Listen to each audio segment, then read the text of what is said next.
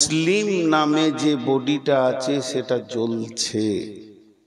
জ্বলছে মানে দাও দাও করে জ্বলছে। কথাটা এই পর্যন্ত রাখেন। ভারতবর্ষে বলেন, পাকিস্তানে বলেন, বাংলাদেশে বলেন, নাইজেরিয়া বলেন, ফিলিস্তিনে তো পরিষ্কার দেখা যাচ্ছে, কিন্তু ফিলিস্তিনের থেকেও ভয়ানক চলছে। সেটা হচ্ছে চীনে উইঘুরে। যদি তাদের শাস্তির খবর শুনেন তো গায়ের লোম দাঁড়িয়ে যাবে। তো সারা পৃথিবীতে মুসলিম নামে যে বডিটা আছে, ওই বডির আমরা একটা অংশ। বিশ্বনবী একটা শব্দে মুসলিমটাকে ক্লিয়ার করে চলে গেছেন, কুল্লু মুসলিমিন ইখওয়ানুন। পৃথিবীর সমস্ত মুসলমান ভাই, আপনার বাপ আপনার ভাই, আপনি আপনার বাপের ভাই, আমার আব্বা আমার ভাই। এ ভাইটা আলাদা, এ ভাইটা ইসলামের বন্ধনে ভাই। তাতে আমেরিকা হোক আর জাপান হোক আর জার্মান হোক, নাইজেরিয়া হোক, ফিলিপিন হোক, সারা বিশ্বের মুসলমান জ্বলছে। इस घर में आग लगी है घर ही की चिराग से, घर में आग लगी है घर ही की चिराग से। জীবনে দেখতে পাবেন নাকি একবার দেখলেন? প্রেম প্রিয় প্লেয়ার কটে এবার বাড়ি আছে, প্রেম আলাপ জিলাপি খাওয়া দাওয়া সব ছেড়ে নিয়েছে, এখন বাড়ি আছে। ওদের কাজ হয়ে গেছে, এখন বাড়ি আছে। দেখলেন এই সুযোগ আর পাবেন কিনা? যাও সোনামানিকের দল যাও। তো আমি যে কথাটা আপনাদের সামনে বলছি, আমার দিকে ধ্যান দেন। ও কারোর সঙ্গে ফোন করছে, তো জ্বলছে। তো এই জন্য একজন বড় ইসলামী চিন্তাবিদ বলেছেন, ইস ঘর মে আগ লাগি হ্যায় ঘর হি কি চিরাগ সে। দুবাইয়ে রাম মন্দির হয়ে গেল এবং যথারীতি পুজো চলছে। শেখরা টাকা দিয়েছে ভারতবর্ষে রাম মন্দির করতে, কয়েকশো কোটি টাকা দুবাই থেকে দিয়েছে। ইস ঘর মে আগ লাগি হ্যায় ঘর হি কি চিরাগ সে। বিশেষ করে ইউটিউবারদেরকে বলছি, থাম্বনেল যদি খারাপ হয় একটা একটা করে ধরবো আর কাটবো। গত পরশুদিন একটা থাম্বনেল আমাকে দিয়েছে কেউ হোয়াটসঅ্যাপে, আমি নাকি আমার মাকে মারছি। আহা, এখন আছে আমার মোবাইলে ছবিটা। মায়ের চুল ধরে আমি আমার মাকে মারছি। কথাটা বলতে আমার কষ্ট হয়, কারণ আমি 5 বছর বয়সে মাকে হারিয়েছি। আমি জীবনে মায়ের স্নেহ মহব্বত ভালোবাসা জানি না, তবে মায়ের চেহারাটা মনে পড়ে। এখন আমার বোনেরা জিজ্ঞেস করে, ভাই তোকে মা মনে পড়ে? মনে পড়ে একটু। মায়ের দাঁতগুলো, হাসিটা, খুব তাগড়া জান মেয়ে ছিলেন। বুঝে, তাহলে তোর মনে আছে। শিশু অবস্থায় মা হারিয়েছি, আর থাম্বনেল দিয়েছে নূর মোহাম্মদ ওর মাকে মারছে। আহা, এরা যে কোন জাহান্নামে যাবে আল্লাহ জানে। আল্লাহ তাবারক ওয়া তাআলা ওদেরকে সব থেকে নিম্ন স্তরে জাহান্নামী স্থান করে দেন, আল্লাহুম্মা আমিন। তো আমি আপনাদের সামনে যেটা বলছি, কেন, এই কেনটার উত্তর কে দিবে? এই কেনটার উত্তর কে দিবে? বিশ্বনবী ইসলামকে একটা ছায়া বলেছেন। ইসলাম একটা রুলস ও প্রসিডিওর। ইসলাম একটা সুন্দর নিখুঁত জীবন ব্যবস্থা। ইসলাম একটা আমানত সম্পদ। ইসলাম হলো পৃথিবীর সব থেকে সেরা সম্পদ। ইসলাম হলো চরিত্রের মেসেঞ্জার। ইসলাম হলো চরিত্রের কমপ্লিটলি একটা কোর্স। যে ইসলামে ঢুকে যাবে তার চরিত্র ঠিক হয়ে যাবে, চরিত্রে কোনো গোলমাল থাকবে না। ইসলাম একটা লিকবিহীন টিউব, যার কোনো লিক খুঁজে পাওয়া যাবে না। ইসলাম হলো একটা মানুষের সুন্দর জীবন ব্যবস্থা। কিন্তু বিশ্বনবী আর একটা কথা বলেছেন, ইসলাম একটা প্রাসাদ। ইসলাম একটা প্রাসাদ। ছোট্ট ঘরকে কুঁড়ে ঘর বলে, তার থেকে বড় হলে বড় ঘর বলে, বিল্ডিং বলে, বালাখানা বলে, হাভেলি বলে। এই করতে করতে সব থেকে বড় ঘরকে রাজবাড়ি বলে। রাজ মানে বড়, রাজবাড়ি। তো ইসলাম হলো একটা প্রাসাদ, প্রাসাদ, প্রাসাদ। এবার চলেন, হযরতে আবু হুরায়রা রাদিয়াল্লাহু তাআলা আনহু বলছেন যে কিয়ামতের আলামত বর্ণনা করতে গিয়ে বিশ্বনবী প্রথমেই বললেন ইজা তুখিজাল ফাইয়্যু দুবালান, ইজা তুখিজাল ফাইয়্যু দুবালান, ইজা তুখিজাল ফাইয়্যু দুবালান। জনসাধারণের নেতারা লুটে খাবে। তাহলে প্রথমে নেতাদেরকে কেন ধরলেন? এই প্রশ্নের উপরে যদি উত্তর দিতে যাই তো 20 থেকে 25 মিনিট লাগবে, কিন্তু একটা উদাহরণ বলে দিব। তো প্রথমেই নেতাদেরকে আল্লাহ রাসূল কেন ধরলেন? উনি 15টা কথা বলবেন, কোন জায়গায় 10টা কথা বলেছেন, কোন জায়গায় 20টা কথা বলেছেন, যে এইগুলো তোমরা কিয়ামতের আগে দেখতে পাবে। তো এখানে ফার্স্টে খামসা আসারা খাসলাতান মিন উম্মতি, 15টা অভ্যাস আমার উম্মতের ভিতরে পাবে। তার মধ্যে 1 নম্বর ইজা তুখিজাল ফাইয়্যু দুবালান, জনসাধারণের মাল নেতারা খাবে। আজ আপনারা মানা করছেন না ছেলেগুলোকে? আজীব ব্যাপার। তো জনসাধারণের মাল নেতারা খাবে কেন বললেন? একটা উদাহরণ শুনেন। কোন একজন মুরব্বী, উদাহরণটা মন দিয়ে শুনবেন, সুন্দর একটা সাজানো গোছানো পাকা ঘর বানিয়েছেন, মার্বেল পাথর দিয়েছেন, চকচক চকচক করছে, সুন্দর মিস্ত্রি দিয়ে তাকে মেঁধেছে, নিজের চেহারা নিজে দেখা যাচ্ছে, কিন্তু বেচারা অসুস্থ। এবার বুঝে ফেলেছে আর আমি পৃথিবীতে থাকবো না। তা মার্বেলের দিকে তাকিয়ে এমনি করে করে মার্বেলটাকে খুঁটছে। তোর বেটারা বলছে আব্বা এমন কেন করছেন? বহু কষ্ট করে বানিয়েছে, হারাম খেয়ে নয়, মেহনত করে। তো বলছে মার্বেল গুলো সব দাগ হয়ে যাবে, দাগ হয়ে যাবে। ছেলেরা বুঝতে পারলো না, বলছে ঠোকা ঠুকিতে এগুলো দাগ হয়ে যাবে, দাগ হয়ে যাবে। বড় ছেলে জড়িয়ে ধরল, আব্বা এটা কেমন বলছেন? আমি মরে যাব, তোরাও চলে যাবি, এই রক্তের এমন ছেলে জন্ম নেবে তার মদের বোতলে এই জায়গাটা দাগ হবে। সে যখন মদ খেতে ধরবে তখন আর মার্বেলের ইজ্জত বুঝবে না। তো বিশ্বনবী ইসলামকে একটা প্রাসাদ বলেছেন। বিশ্বনবী ইসলামকে প্রাসাদ বলেছেন। এই প্রাসাদটা কতগুলি ইট দিয়ে বানানো হয়েছে? 1,24,000 কম বেশি 1.5 লক্ষ ইট লেগেছে প্রাসাদটা বানাতে।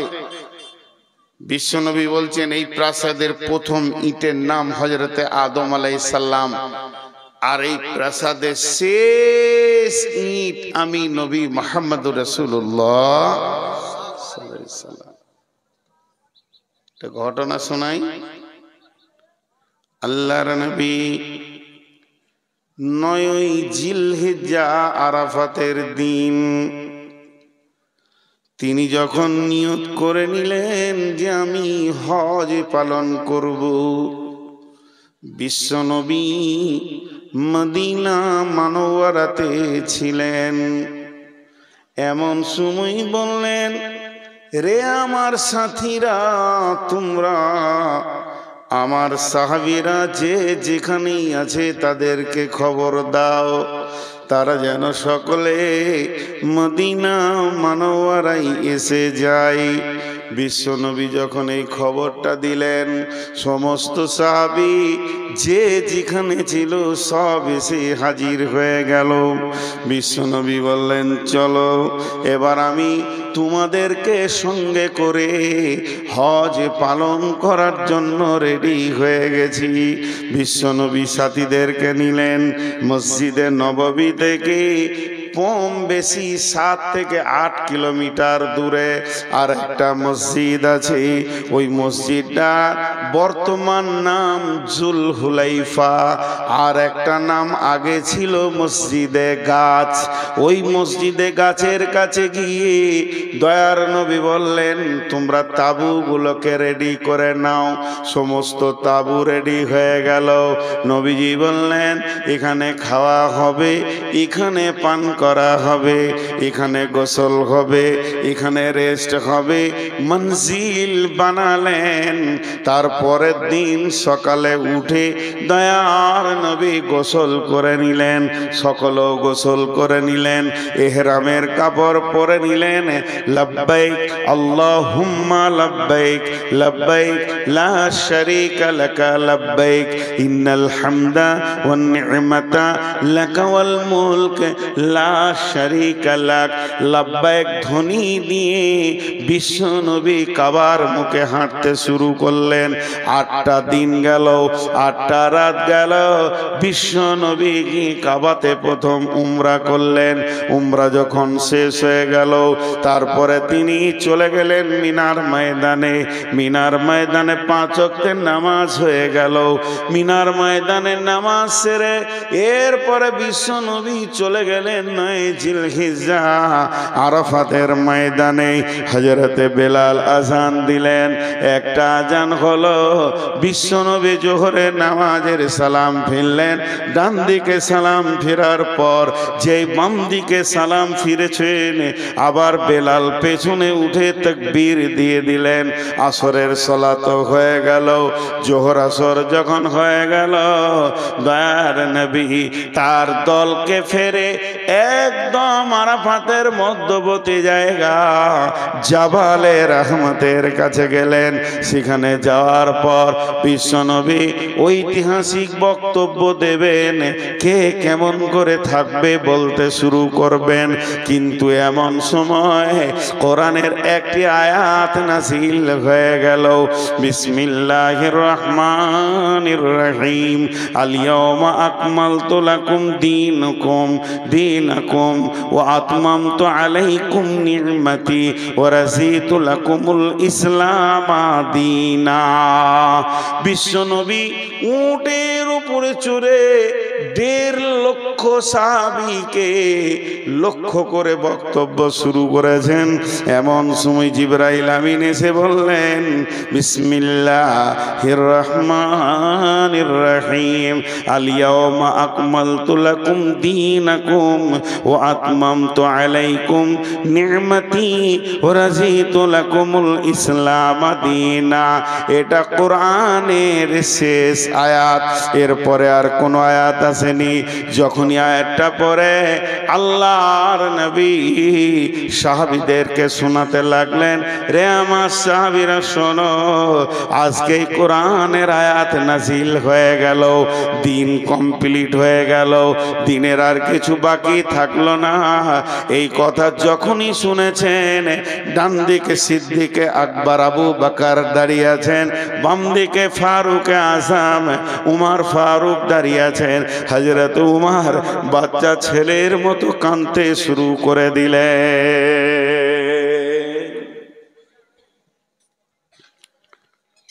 উমরের কান্নার দিকে সবাই তাকায়, কাঁদছে কেন রে?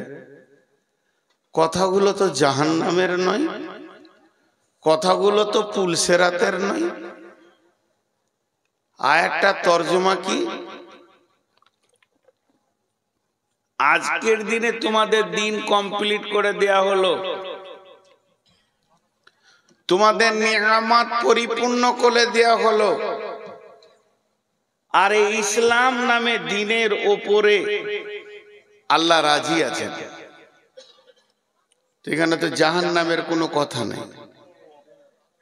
একটু মনোযোগ, একটু মনোযোগ, 2টা মিনিট টাইম দেন আপনারা আমাকে। তো হযরত উমর কাঁদতে শুরু করলেন।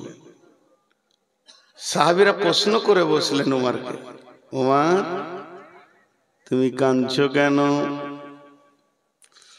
উমর তুমি কাঁদছো কেন? হযরত উমর বলছেন, রে রসুলের সাহাবীর দল, যখন কোনো জিনিস তৈরি হয় তার ওজন বাড়ে। আমি বললাম একটু মনোযোগ নাইলে বুঝতে পারবেন না। যখন কোনো জিনিস তৈরি হয় তার ওজন বাড়ে, কিন্তু যখনই জিনিসটা কমপ্লিট হয়ে যায় তখন থেকে তার ওজন কমতে থাকে। তার মানে আজকে ইসলাম নামে ইজিমটা তৈরি হয়ে গেল, এরপর থেকে ইসলাম ধীরে ধীরে কমতে থাকবে। একটা গ্রিল আপনি দরজা বানান, চাই গ্রিলের একটা মানে সেট বানান, যখন ওই গ্রিলটা বানানো হবে মিস্ত্রি যত বানাবে তত ওজন বাড়তে থাকবে, বাড়তে থাকবে, বাড়তে থাকবে। একটা ফুল লাগাবে, একটা অ্যাঙ্গেল লাগাবে, একটা আর কিছু লাগাবে, বাড়তে থাকবে। যেদিন গ্রিলটা কমপ্লিট হয়ে প্রাইমার দিয়ে রং করে দেবে, কমপ্লিট হয়ে যখনই গ্রিলটা লেগে যাবে প্রতিদিন ওর ওজন কমতে থাকবে, জং ধরবে, চটা ধরবে, ছাড়বে, পড়বে। তাই হযরত ওমর বললেন, বন্ধুরে যে ইসলামটা এত সুন্দর করে আল্লাহ বানালেন তার মিস্ত্রি নবী মুহাম্মদ সাল্লাল্লাহু আলাইহি ওয়াসাল্লামকে দিয়ে আজ থেকে ইসলামের ক্ষয় শুরু হয়ে যাবে রে। শুধু তাই নয়, আবার ইসলামের মেসেঞ্জার করে পাঠানো হয়েছিল বিশ্ব নবীকে। আজ থেকে নবীজির ছুটি হয়ে যাবে। তার মানে ইসলামের জন্যই আল্লাহ ওনাকে পাঠিয়েছিলেন। ইসলাম কমপ্লিট হয়ে গেল, তার মানে বিশ্ব নবীর ডিউটি শেষ হয়ে গেল। এবার বিশ্ব নবীর বিদায়ের পালা পড়ে গেছে। আমরা আর নবীজিকে এরপরে মদিনাতেও দেখতে পাবো না, মক্কায় দেখতে পাবো না। তার জন্য বিশ্ব নবী হযরতে মুআজকে বলেছিলেন, মুআজ রে তুমি শামে চলে যাও, অমুক দেশে গিয়ে শাসন করো। হে মুআজ, আজকে তোমার সঙ্গে আমার শেষ মোলাকাত। এরপরে যখন তুমি মদিনায় আসবে তখন আমাকে পাবে না, তুমি পাবে মসজিদে নববী আর আমার কবর, এর মাঝেই তুমি চলাফেরা করবে। মুআজ হাজার চেষ্টা করলো আমাকে আর তুমি দেখতে পাবে না। অনেক সাহাবী কেঁদেছিলেন, কারণ বিশ্বনবীর বিদায় পালা পড়ে গেল। যারা এটা বুঝেছিলেন তারা কেঁদেছিলেন। সেই ইসলামটা ক্ষয় হতে হতে কোথায় এসছে এখন? আজকে ইসলামটা কমপ্লিট হলো 1450 বছর। 1450 বছর হয়ে গেল, কম বেশি অ্যাকুরেটলি বলছি না। যে ইসলামটা রসুলের জামানায় ছিল ওই ইসলামটা আজকে নাই। ওই ইসলামটা আজকে নাই।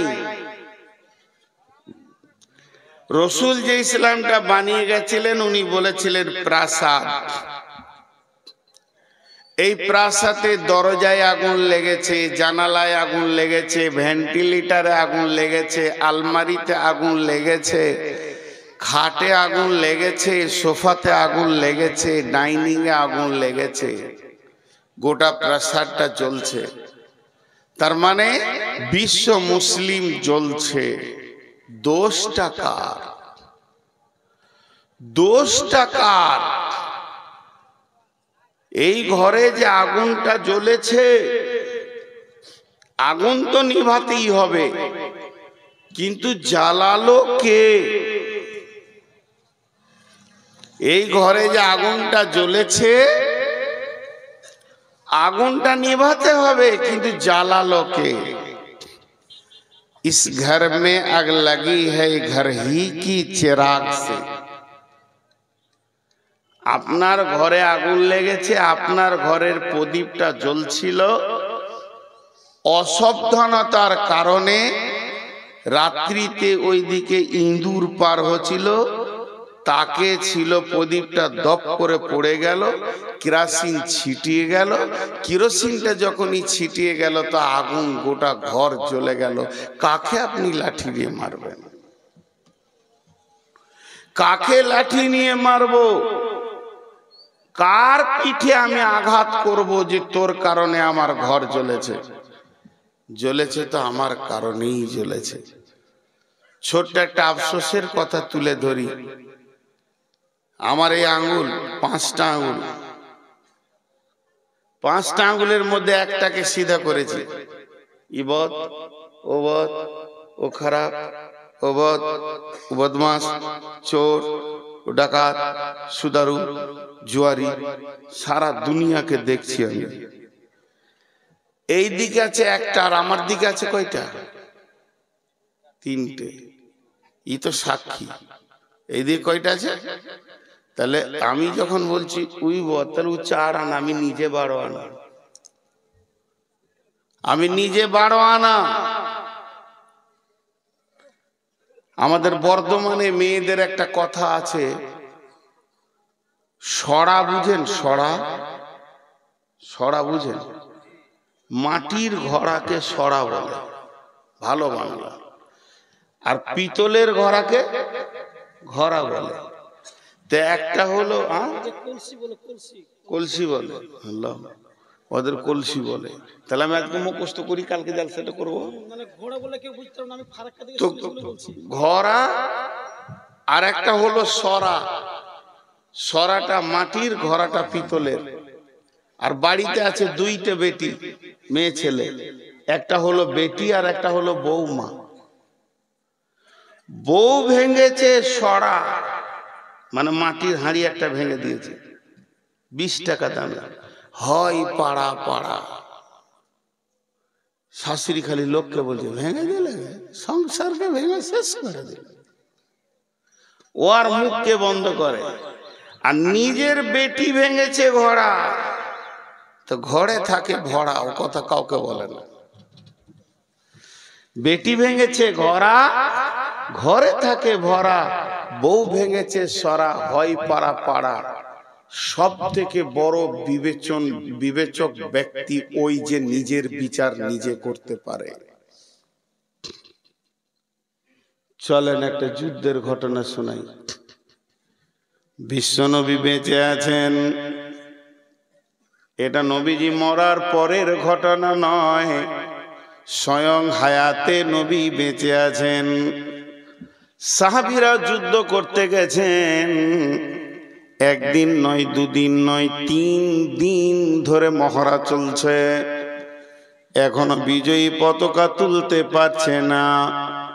সাহাবীরা চিন্তা করলেন, মাবুদ, আমার এতটুকু আমরা কোন ত্রুটি করেছি যে আমাদের শক্তি এত দুর্বল হয়ে গেল কেন?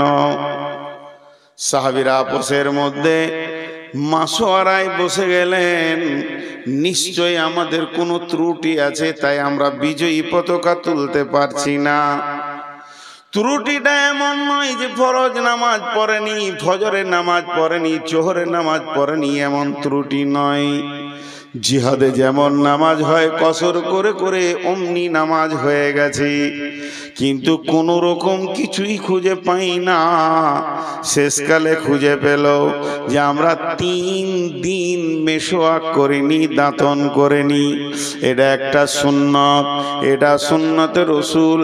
3 দিন দাঁতন না করার কারণে আমাদের আল্লাহ এমন নারাজ হয়ে গেছেন, আমাদেরকে আর বিজয়ী ময়দানে আসতে দিছে না।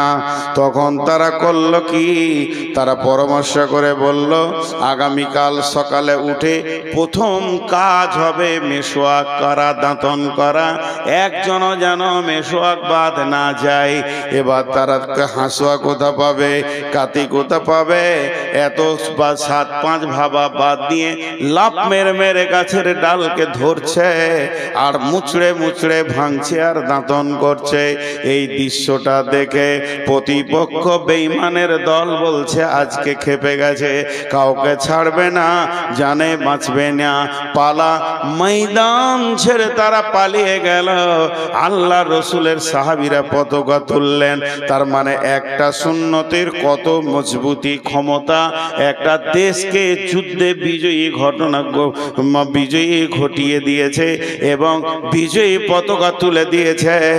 একটা সুন্নতের কতটা মজবুতি রয়েছে। তাই জিহাদের ময়দানে আপনি যাবেন, কি কি সঙ্গে নেবেন, কোন জিনিসটা নিতে হবে? ঢাল নিতে হবে, তলোয়ার নিতে হবে, বর্ষা নিতে হবে, জি হ্যাঁ নিতে হবে। কিন্তু তার আগে প্রিপারেশন আমার আল্লাহ কি বলেছেন? ইয়া আইয়ুহাল্লাযীনা আমানু হাল আদুল্লুকুম আলা তিজারাতিন তুনজিকুম মিন আযাবিন আলীম।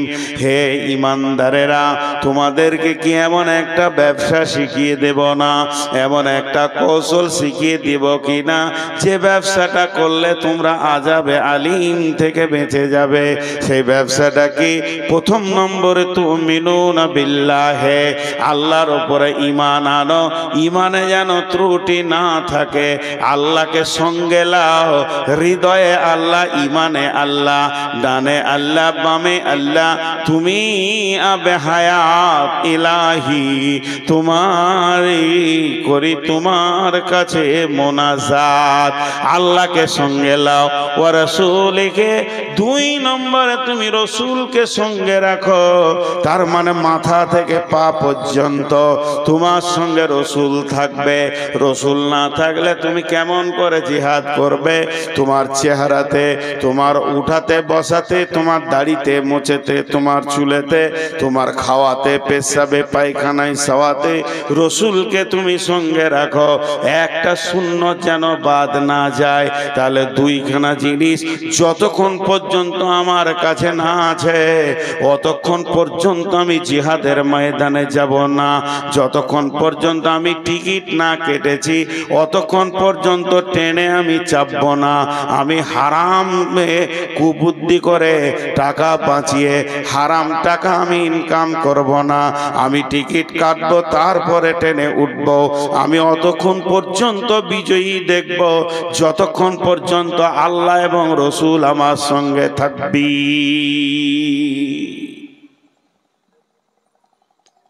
আমি এখন একটা ছোট প্রশ্ন করব আপনাদেরকে, বুঝে না বুঝে উত্তরটা দিয়ে দিবেন, না বুঝেও দিয়ে দিবেন। কাগজ কলম নিয়ে আমরা অঙ্ক শুরু করেছি। অমিত শাহ তো দেখতে পারছি না মুসলমানদেরকে, নরেন্দ্র মোদী তো তার থেকে বেশি, আর খাবিস আদিত্যনাথ জগি সেও দেখতে পারছে না। এই পারছে না পারছে না পারছে না, ভারতবর্ষের কোনো মন্ত্রীই পারছে না। আমার কথা হচ্ছে, এরা আমাদেরকে দেখতে পারলো আর না পারলো এ নিয়ে গবেষণা করে টাইম নাই। যার হাতে আমাদের জান, সবাই নিজের নিজের চিন্তা করবো। আমি আমারটা করছি, আপনি আপনারটা করবেন। কেউ কারোর দিকে আঙুল তুলবো না। বুকে হাত দিয়ে বলতে পারবো, আমার আমলে আর আমার ব্যবহারে আমার আল্লাহ আমার উপরে রাজি আছে। বুকে হাত দিয়ে বলতে পারবো যে আমার যা ব্যবহার আর আমার যা আমাল, তাতে আমার আল্লাহ রাজি আছে। আর যতগুলো মানুষ দাড়ি ছেঁটেছে আর চেঁচেছে, আপনার কাছে আমার প্রশ্ন, বিধর্মীকে হোয়াটসঅ্যাপে কি বলে ওইটা, ফেসবুকে দেখছি বেঈমানেরা কোরআনকে পোড়াচ্ছে, ছিঁড়ছে, পা দিচ্ছে, এমনকি পায়খানা চেম্বারও ভরতে দেখেছি। মুসলমান হিসেবে আপনার দিলে যতটা কষ্ট হচ্ছে আমার তার থেকে কম হয়নি, কষ্ট হচ্ছে। কিন্তু তার কাছে ঈমান নাই, সে তোটা করবি। কিন্তু তার কাছে ঈমান নাই, তার জন্য সেটা অনেক আসান, সে করবি। তা আমরা যে ঈমানদার, যে কটা লোক এখানে বসে আছি আমি সহ, আমার গালের দাড়িটাকে চেঁচে নামিয়ে ওটাকে প্লট তৈরি করেছি। একবার বলেন যে এটা কে এসে আপনার দাড়িটা নামিয়েছে? একবার বলি। নিজের বুকে হাত দিয়ে দোষ অন্য জাতিকে দিব না। তারা তো হিন্দু, তারা খ্রিস্টান, তারা ইহুদি, তারা নাসারা, তারা মাজুসি, তাদের কোনো দলিল নেই। আর আমি অতটাই খুশি যে নাপিত আমার দাড়িটা কেটে দিচ্ছে, ওকে আবার 20টা টাকা দিচ্ছি। তুই কাজ করেছিস, আমার রসুলের সুন্নতকে কেটে নামিয়েছিস। এই জাতি বিজয়ী হবে। আগুনটা কে লাগিয়েছে ইসলামে? আত্মসমালোচনা করি একটু। কে লাগিয়েছে? যে কোটি যুবক আছে, আমার 53 বয়স, একটা আমার বেটার বয়স, আমার ছেলের বয়স। যদিও ছেলে, তা আমি হাত দুটো ধরে বলছি, বাপ তোমার ওই মাথার চুলটা ইহুদিদের, তোমার ওই মাথার চুলটা ইহুদিদের। এখন তুমি ইহুদিকে ভালোবাসো না নবী মুহাম্মদ সাল্লাল্লাহু আলাইহি ওয়াসাল্লামকে ভালোবাসো?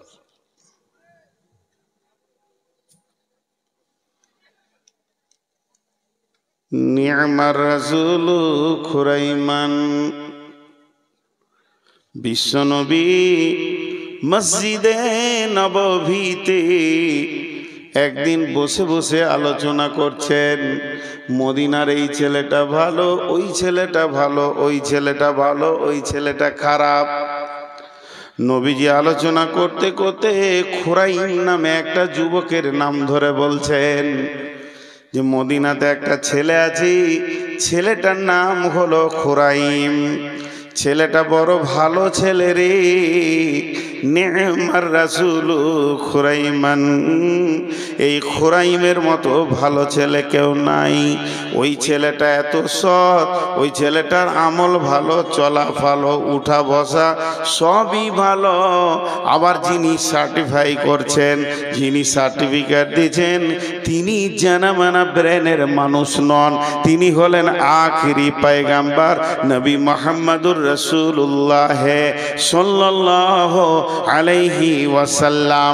এরই বলছেন খুরাইম হলো সব থেকে ভালো ছেলে, কিন্তু ওর দুইখানা ত্রুটি আছে, ওর ভিতরে দুটি ভুল আমি দেখতে পাই।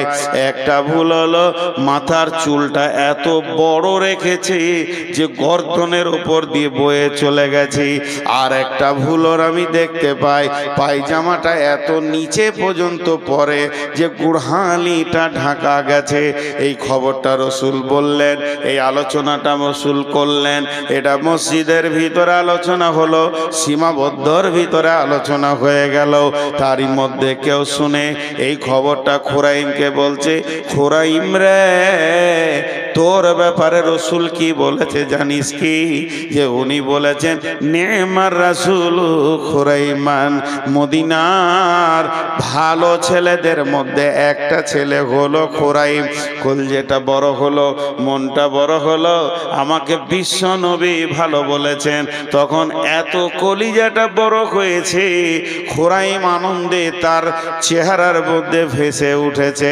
কিন্তু আবার ওই লোকটা বলছে, বিশ্ব নবী বলছেন খুরাইম যত ভালো হোক না কেন, খুরাইমের দুইটি জিনিস বড় খারাপ।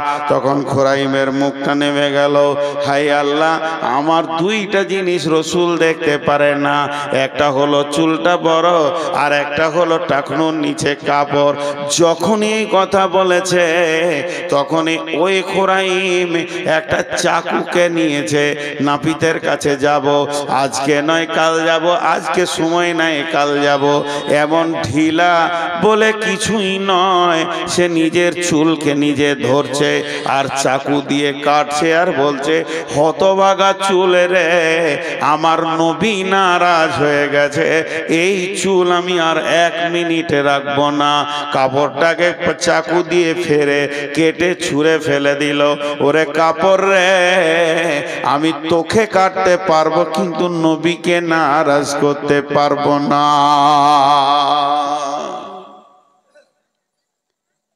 এইগুলোকে কেটে নাড়া করে দিয়েছে, একদম ছোট চুল আর মাঝে বড় চুল রেখেছে। যে হাসাবার জন্য বলতে গেলে অনেক কথা বলা হয়, আমি হাসাবার জন্য বায়ান করছি না, কিছু বিবেকের চেতনা দিতে চাইছি। এই চুলটাকে নিয়ে হাসাবার জন্য বলা গেলে 5খানা 10খানা কথা বলা যেতে পারে। 24টা ঘন্টা খালি চুলে হাত, খালি চুলে হাত, কারণ তো চোখের সামনে চলে আসছে। এমনও ছেলে আছে, ওকে যদি বলছি জাকির কোথায় যাবে, এমনি করে তাকাইছে, তার মানে চুলের ভিতর দিয়ে ওকে দেখতে হচ্ছে। কি কষ্ট, কি কষ্ট। আর ও যখন ওইভাবে চুললে হাত, কারো কারো আবার দেখছি এমন চুলগুলো শক্ত, এই দিকে আর একটা, যে দুটো মাথা মনে হচ্ছে। আমি একবার গিয়েছিলাম বানুটোলা বলে একটা জায়গা জলসা করতে, এই রাজমহল এলাকায়। তো নদীতেই 2-3 ঘন্টা নিয়ে গেল ওই চরের ভিতরে। তো আমার গাড়িটা থেকে গেল পাড়ে একটা মসজিদের গায়ে রেখে দিলাম, সব পরিচিত মানুষ। রাত্রি যখন 1:30, তখন নদী পার হয়ে এপারে আসলাম। আঁধার রাত, এত আঁধার কাউকে দেখা যেছে না। তা আমি আমার ড্রাইভারকে বলছি, তুই গাড়ির কাঁচটাকে মোচ, আমি একবার মসজিদের বাথরুমে যাই, পেশাবটা সেরে আসি, তারপর গাড়ি ছাড়ো। আমার সঙ্গে আর একজন ছিল। তো মসজিদের পাশে 3-4টা ছেলে চলাফেরা করছে, তো দুটো করে মাথা। একটা ছেলে পরিষ্কার দেখছি দুটো মাথা, একটা উপরে একটা নিচে, মানে আঁধারে। তো আমি ভাবছি আল্লাহ, কি মানুষ না জিন, এত রাতে ওরাও মসজিদে ঢুকেছে পেছাবখানে, ফুল প্যান্ট ট্যান্ট পরে, পিঠে ব্যাগ রয়েছে। আল্লাহ, এই মানুষ না জিন? দূরে থেকে দেখছি, কাছে গিয়ে যখন মোবাইল লাইটটা দিলাম, তখন দেখলাম মানুষেরই বাচ্চা, চুলটা কেটেছে ওরকম করে, ওপর দিকে আর একটা মাথা মনে হয়েছে। আমি আফসোস করলাম, এটা বিশ্ব নবী কোনোদিন করেননি। এখন বলেন, জালসাটা এখানে শেষ করব না একটু আগাবো? আপনারা বলবেন আগান, আমি বলবো শেষ করবো। বলে কেন? চুলটি এবছর কাটা হোক, একটা কথা শুনবো, একটা আমল হোক। কিন্তু এরকম জালসা চলতে চলতে পশ্চিম দিকের সূর্য উঠে কিয়ামত হয়ে যাবে, কিন্তু আমলে চেঞ্জ হবে না। যে কটি যুবক আছে, এরা কি আজকে তোবা করতে পারে যে আমি কালকে ব্লেড দিয়ে বেঈমান চুলের গোষ্ঠী বিক্রি করে দিব? যেমন আমার রসুল চুল রাখতেন, সব সমান হবে, আমি সেরকম চুল রাখবো। কিংবা লিম্মা জুম্মা আফরা যে কোনো একটা চুল রাখবেন, পারবে না। বলেন, দোষ বিজেপির না বজরঙ্গের? ইসলামের ঘরে যে আগুন জ্বলেছে, দোষ বিজেপির না বজরঙ্গের? বলেন। সামনে আসছে ইলেকশন, আবার ইউটিউবারদেরকে বলছি খুব হুঁশিয়ার, এ কথাগুলোকে নিয়ে আজে বাজে কিন্তু থাম্বনেল বানাবে না। আসছে ইলেকশন, আপনার এখানে বলেন মুসলিম বিজেপিতে দাঁড়িয়েছে কি দাঁড়ায়নি? বলেন। তাহলে একটা গ্রামের নাম বলবো না, জিজ্ঞেস করবেন না। এটা রোড, রোডের দক্ষিণ ধারে মসজিদ। তো রোডটা এটা পূর্বপশ্চিম, উত্তর দক্ষিণী ধরেন, আমি মসজিদটা কেমন ওটা বুঝাই। এটা রোড, ওইটা ধরেন পশ্চিম, এখন ধরতে বলছি। তা রোডের এই পাশে হচ্ছে মসজিদ, মসজিদের শেষ দেয়ালে রোড। পেচ্ছাপখানা বানিয়েছে রোডের এই পাশে, এই দিকটাও মসজিদের খানিক জায়গা আছে, গোসলখানা, পেচ্ছাপখানা, পায়খানা বানিয়েছে। কোনো একটা কারণে মুসলিম গ্রাম, গোটাটাই মুসলিম, ভরপুর মুসলিম। এই গাঁটারই কথা বলছি, ধরেন চক মহরমের ঘটনা, এটা বোঝানোর জন্য বলছি। আর বিজেপির মিটিং চলছে ভগবান গোলাতে, এত দূরে। তো এখান থেকে ছেলেরা বেরিয়ে যাচ্ছে ওই মিটিং এ জয়েন করবে। সেই ছোট হাতি বলে ওই গাড়িকে ভাড়া করেছে, আর বিজেপির পতাকা বেঁধেছে, আর দাড়িওয়ালা আছে, বেদাড়িও আছে, সব কটা মুসলিমের বাচ্চা, আর ওইদিকে পেরিয়ে যাচ্ছে। আর মসজিদের সামনে দিয়ে আমাকে যখনই দেখেছে যে এটা বক্তা আছে, তা আমাকে সামনে রেখে বলছে জয় শ্রীরাম। আপনারা হাসছেন, কিন্তু আমার দুঃখ লেগে গেল বলতে। ওদেরকে কালেমা পড়াতে হবে কি হবে না? চলে গেল, চলে গেল। আপনাদের কাছে আমি একটা শিশু বাচ্চা, আপনারা আমার ওস্তাদ, আমি পড়া শোনাচ্ছি আপনাদেরকে, একটা উত্তর দেন, হাতগুলো ধরে বলছি, একটা উত্তর দেন যে আজকে মুসলমানের বাচ্চা যদি এটা বলে, তা আপনাদের কাছ থেকে আমি একটা বিচার চাইব। এটা হলো চক মহরম, পাশে হিন্দু গ্রাম। হিন্দুর কোন একটা যুবক, ব্যানার্জি ঘরের ছেলে, চ্যাটার্জি ঘরের ছেলে, বন্দ্যোপাধ্যায় ঘরের ছেলে, হিন্দুদের ভিতরে যেগুলো আপার লেভেলের ঘরের ছেলে, শিক্ষিত ছেলে, ছেলেটা ইঞ্জিনিয়ার, ছেলেটা ভালো ভদ্র, কিন্তু তার চলাফেরা মুসলিমদের মতো। বন্ধু আছে অনেকগুলো মুসলিম, একসঙ্গে হোস্টেলে পড়াশোনা করেছে, বহরমপুরে। পেচ্ছাপ করে পানি নেয়, দাঁড়িয়ে পেচ্ছাপ করে না। আবার কখনো কখনো মুখ দিয়ে বলে মুসলিমদের নিয়মগুলোই ভালো। আবার বিয়ে শাদী করেছে, ভোজ টোজ করেনি, হালকা করে করে নিয়েছে। আর মাঝে মাঝে ঈদে চলে আসে বন্ধুদের সঙ্গে আনন্দ করতে। আবার ওর মুখ দিয়ে বের হয় এইটাই ভালো। আপনার মনটা কি হবে বলেন? এই বিচারটা আমি চাইছি। আর না হয় জুতোগুলো আমার মাথায় ছুড়ে দেন। আপনার মনটা কি হবে ওই ছেলেটার ব্যাপারে? আপনি তখন আমাকে বলবেন, মাওলানা একটা খবর শোনাই। কি খবর? এই পাশের গ্রামে একটা ছেলে আছে, এই ছেলেটার নাম হচ্ছে সুমন বন্দ্যোপাধ্যায় বা সুমন চ্যাটার্জি। খুব ভালো ছেলে, এত ট্যালেন্টেড না, 75% চলে এসছে। পার্সেন্টেজ বলছেন আপনি, আর একটু মেহনত করলে 25% চলে আসবে। তাহলে আপনার মনটা খুশি হচ্ছে কি হচ্ছে না? আর এতগুলো লোক কথা বলে না, একবার উত্তর চাইছি তো উত্তর দেয় না। খুশি হচ্ছে কি হচ্ছে না? তাহলে যদি কোনো হিন্দুর ছেলে, ব্যানার্জি ছেলে, চ্যাটার্জি ছেলে, দাসের ছেলে, গুপ্তর ছেলে, গুহর ছেলে, সে যদি ইসলামকে মেনে নেয়, ইসলামের আচরণকে মেনে নেয়, ইসলামের কাছাকাছি চলে আসে, যেমন আপনার দিলটা কৌতূহল হবে, আপনার দিলটা উচল পাচল করবে, আর একটু গায়ে হাত বুলিয়ে দিলে মনে হয় মসজিদ ঢুকে যাবে। বন্ধুরে, তাহলে বর্তমান মুসলমানের চাল চলন হিন্দুদের মতো হয়ে গেছে। এদের বিয়ে শাদী হিন্দু, এদের চলাফেরা হিন্দু, এদের পোশাকে হিন্দু, এদের সমস্তগুলো মুসলমানের মতো আর নাই। এরা যখনই ফুল প্যান্টটা পরে একটু খালি গ্রাম থেকে বেরিয়ে চলে যাবে, এটা মুসলিম না নন মুসলিম বোঝা যাবে না। এরা মাসি বলে, পিসি বলে, দাদা বলে, বৌদি বলে, কাকি বলে, কাকিমা বলে, কোন গায়ের মুসলিমকে দেখবেন না চাচা বলেছে নিজের চাচাকে। বন্ধুরা আমার, এরা 95% ঢুকে গেছে। এর জন্য বিজেপি চেষ্টা চালাচ্ছে, একটু গায়ে হাত বুলিয়ে দিলে 100 এরা ঢুকে যাবে। এর জন্য তাদেরকে দোষ দেওয়া যাবে না। ইস ঘর মে আগ লাগি হ্যায় ঘর হি কি চিরাগ সে। আমরা ইসলামকে, সেই পূর্ণাঙ্গ ইসলাম বিশ্ব নবী হযরতুল বেদাতে যা দিয়ে গেছেন, সেই ইসলামকে আমরা না খাওয়াতে রাখতে পেরেছি, না পান করাতে রাখতে পেরেছি, না দাড়িতে রাখতে পেরেছি, না চুলে রাখতে পেরেছি, না পেশাবে আছে, না পায়খানায় আছে। মুসলমানের বাচ্চা দাঁড়িয়ে পেশাব করে। বর্তমানে এমন একটি এলাকা রয়েছে আপনাদের এই কাছাকাছি, বেশি দূরে নাই, হিন্দু মেয়েদের মতো মুসলিম মেয়েরাও সিঁদুর পড়ছি। বলেন খালি দোষটা কার? আমি সন্ধ্যা থেকে জিজ্ঞেস করছি। 20 মিনিট বায়ান করা হলো,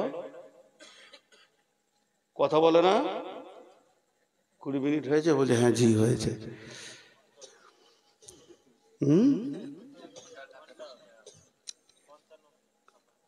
55-57 নয়, ঘন্টা ক্রস করেছে।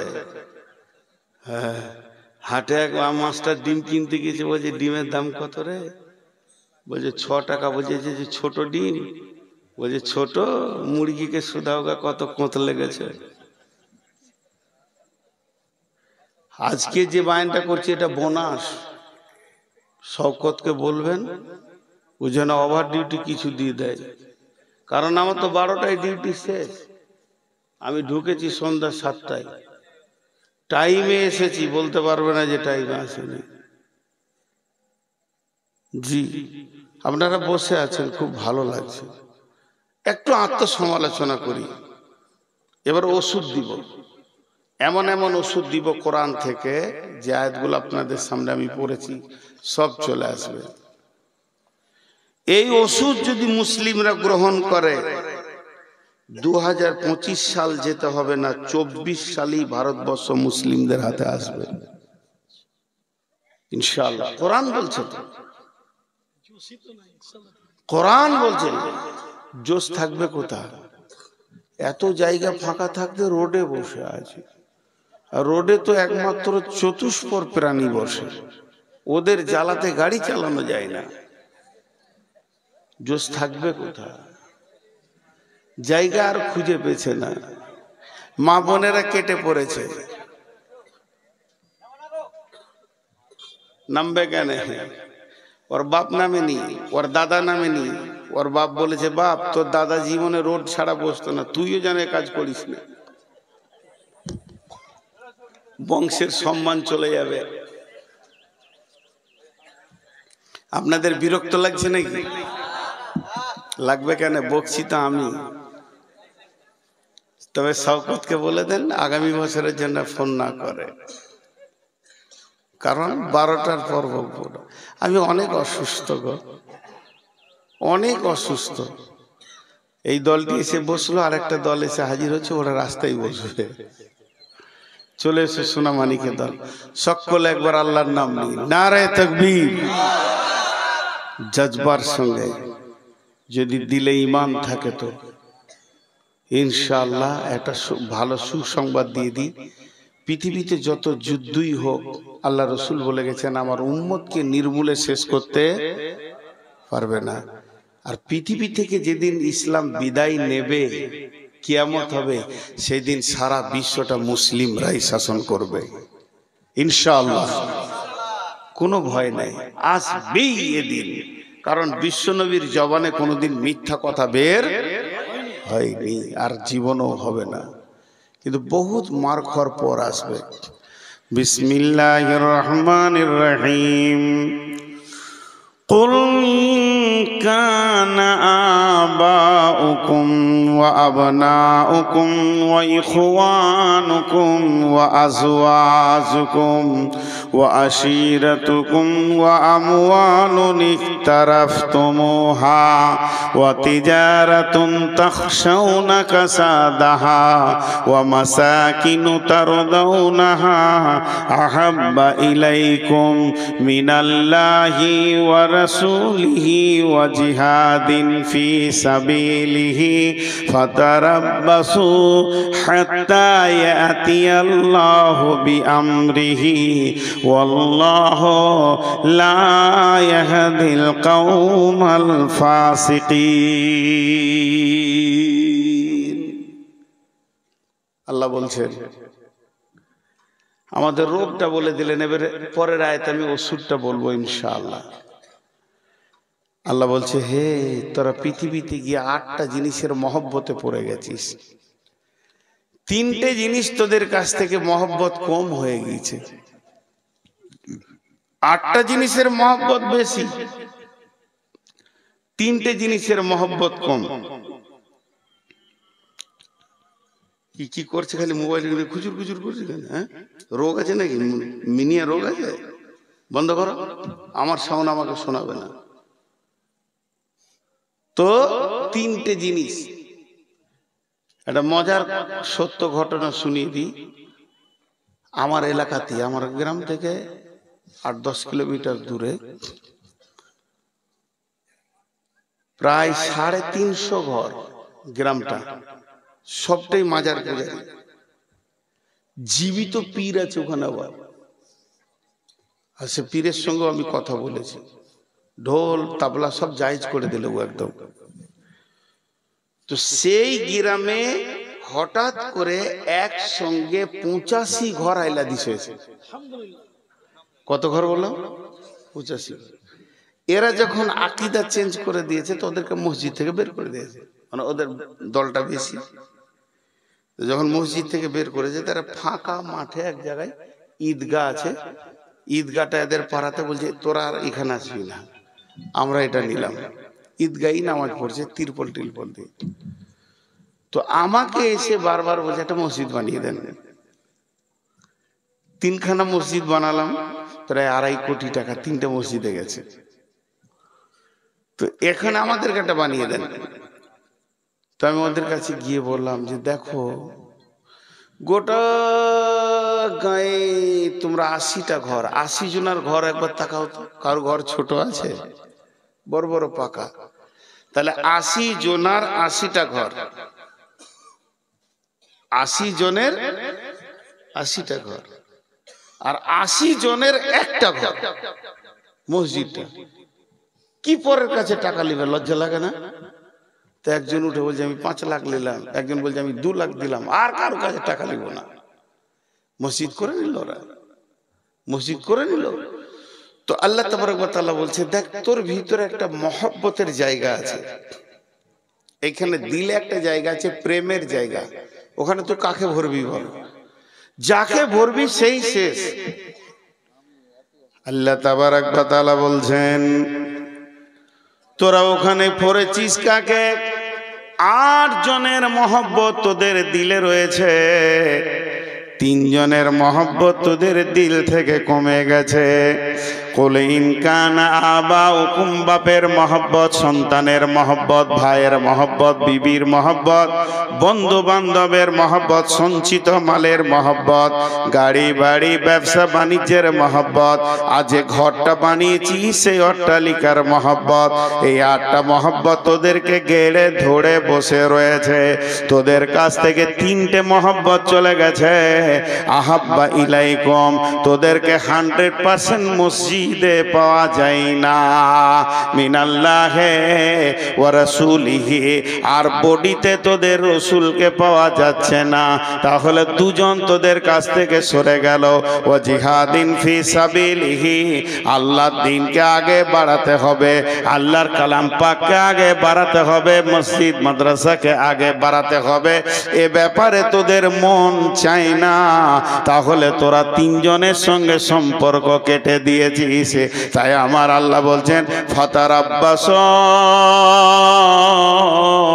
ফাতারাব্বাসু হাত্তা ইয়াতি আল্লাহু বিআমরিহি ওয়াল্লাহু লা ইয়াহদিল কওমাল ফাসিকিন। অতক্ষণ পর্যন্ত অপেক্ষা কর যতক্ষণ পর্যন্ত আল্লাহর হুকুম না এসেছে। আল্লাহ তাবারক ওয়া তাআলা কোনদিন ফাসেক কওমকে হেদায়েতের রাস্তা দেন না।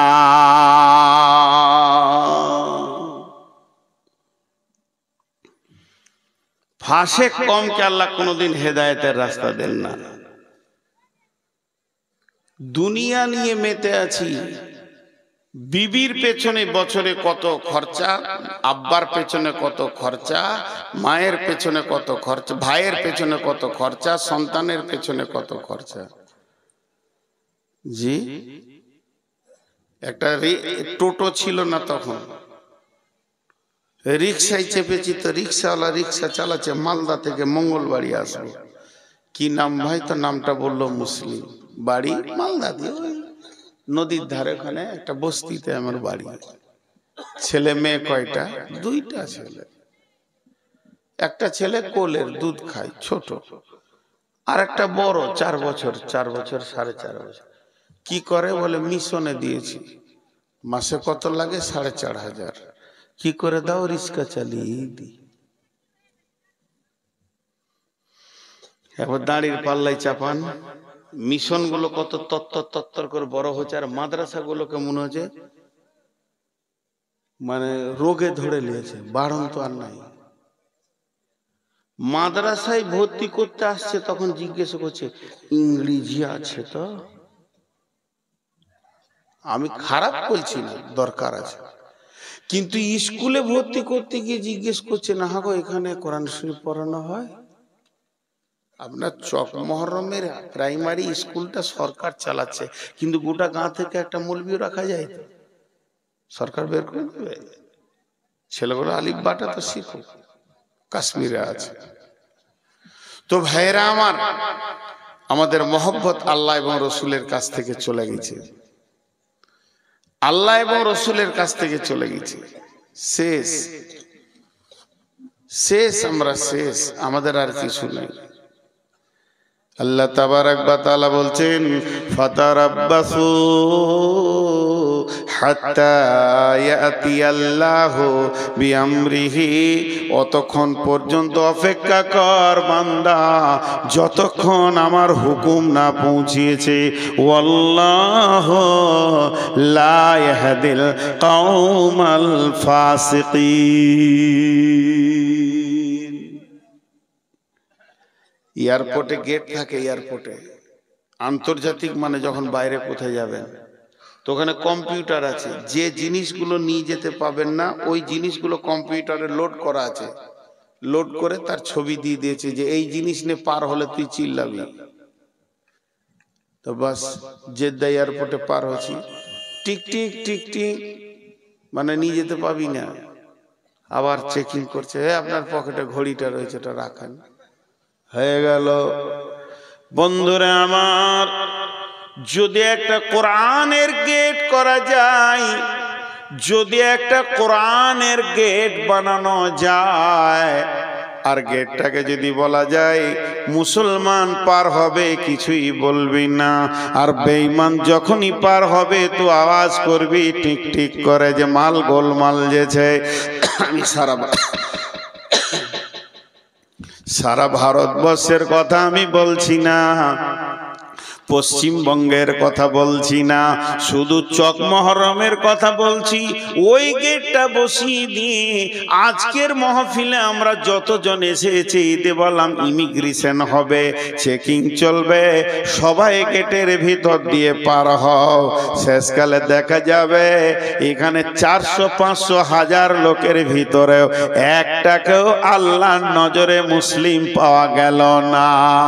অথচ কোরআন পরিষ্কার বলে দিয়েছে পৃথিবীর ভিতরে বেজ্জতি হবে না কে না তিনজন, পৃথিবীর ভিতরে বেজ্জতি হবে না কে না তিনজন, পৃথিবীর ভিতরে বেজ্জতি হবে না কে না তিনজন। একজন হচ্ছে কে? ওয়ালিল্লাহিল ইজ্জাতু ওয়ালিরাসূলি ওয়ালিল মুমিনিন। আর ইজ্জতের মালিক হলো আল্লাহ, দ্বিতীয় হলো ইজ্জতে আমার পানেওয়ালা কে না রসুল। আর সারা পৃথিবীতে যত মুমিন থাকবে এরা কোনোদিন বেজ্জতি হবে না, এরা কোনোদিন বেজ্জতি হবে না, মুমিন কোনোদিন বেজ্জতি হবে না। কোরআন বলেছে। আবার মুমিন যদি বেজ্জতি হয় তাহলে কোরআনকে আপনি আমি মিথ্যা বলে ফেলবো, নাউজুবিল্লাহ। কোরআনের একটা অক্ষর মিথ্যা নয়, কোরআনের একটা জের মিথ্যা নয়, কোরআনের একটা জাবার মিথ্যা নয়। এবং যিনি কোরআন রচনা করেছেন তিনি আমার আল্লাহ। আর সেই আল্লাহ পৃথিবীর পজিশন বলে দিচ্ছেন, ওয়ালিল্লাহিল ইজ্জাতু ওয়ালিরাসূলি ওয়ালিল মুমিনিনা ওয়ালাকিন্নাল মুনাফিকুনা লা ইয়াফকাহুন।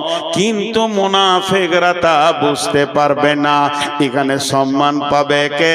আল্লাহ পাবে, রসুল পাবে এবং মুমিন সম্মান পাবি।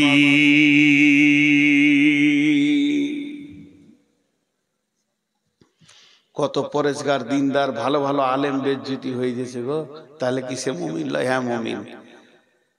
বেজ্জতির দুটা ভাগ। বেজ্জতি কাকে বলে? বেজ্জতির আবার বিস্তারিত বর্ণনা করতে হবে। যাকে জানা মানা বেজ্জতি লয়।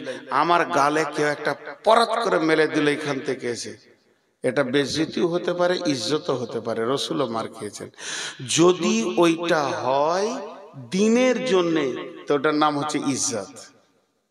আমি যে মাঠটা খেলাম, অঙ্ক করতে হবে কেন খেলাম, আল্লাহর জন্য না রসুলের জন্য?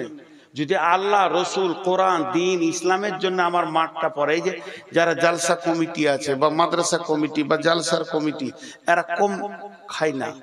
তো এটা যদি আল্লাহ এবং রসুলের জন্য হয় তাহলে এটা ইজ্জত। আর যদি দুনিয়া পার্থিব লাভের জন্য থাপ্পড়টা হয় তো ওটার নাম বেজ্জত। ইজ্জত আর বেজ্জতের তাফসীর করে দিলাম। তো এটা ইজ্জতের জায়গা, মুমিন তো ইজ্জত পাবেই, মুনাফিকরা বুঝতে পারবে না। আল্লাহ বলছেন মুনাফিকরা বুঝতে পারবে না। তো ইজ্জত এখানে আমাদেরকে আল্লাহ দেবেন যদি আমরা সেই জায়গায় পৌঁছাইতে পারি। কিন্তু আমাদের ঘটনা কি, আমাদের অবস্থা কি, আমরা সে জায়গায় পৌঁছাইতে পারছি না। উঠিয়েন না, মনোযোগ দিয়ে শোনেন। আমি বেঁচে থাকবো কিনা জানি না, কিংবা আপনি বেঁচে থাকবেন কিনা জানি না। আজকের কথাগুলো খুব গুরুত্বপূর্ণ হয়েছে। কথা আমি বলি না, আমাকে আল্লাহ বলিয়ে নেন। আমি তো মূর্খ জাহেল। আমি বিসমিল্লাহ পড়তে পারি না ভালো করে, আমার কোরআন পড়তে গিয়ে অনেক ভুল হয়ে যায়। মাঝে দুটি ছোট ছোট কথা বলে নি, আমার ব্যক্তিগত কথা, এই দিনের কথা অনেকবার বলেছি, আজও বলছি। হজ উমরা করবেন তো আমার সঙ্গে যোগাযোগ করেন, আমি ট্রাভেলস করেছি। বেশি লম্বা চওড়া কথা বলবো না। আমাকে যদি বিশ্বাস করেন তাহলে আপনার সব সার্ভিস ভালো থাকবে, আর যদি আমাকে চোর মনে হয় তাহলে অন্য কারোর সঙ্গে যান। শর্টে বলবো, যেমন একটা মানুষ বিদেশে গেলে তার বাঙালিয়ানা খাবার সমস্ত কিছু সব জোগাড় করবো, অসুবিধা নাই। আর দ্বিতীয় নম্বর, আমার গ্রামের মাদ্রাসাটা আমার মাথায় এবছর চাপিয়ে দিয়েছে। আমি মাদ্রাসার সঙ্গে জড়িত, কোনোদিন আমি বলিনি যে আমি মাদ্রাসার সঙ্গে জড়িত। গ্রামের মাদ্রাসা, বাড়ির পাশেই মাদ্রাসাটা, জড়িত না থেকে যাব কোথায়? তখন আমার মাথায় চাপিয়ে দিয়েছে, ভালো মেধা বিচক্ষণ ছেলে থাকলে পাঠান। ছেলে চাইছি, ভালো মেধা বিচক্ষণ ছেলে পাঠান। উন্নত মানের শিক্ষক দিয়ে পড়ানো হবে ইনশাআল্লাহ। 21, 22, 23 3 দিন ভর্তি চলবে এই মাসেই। আজকে কত তারিখ?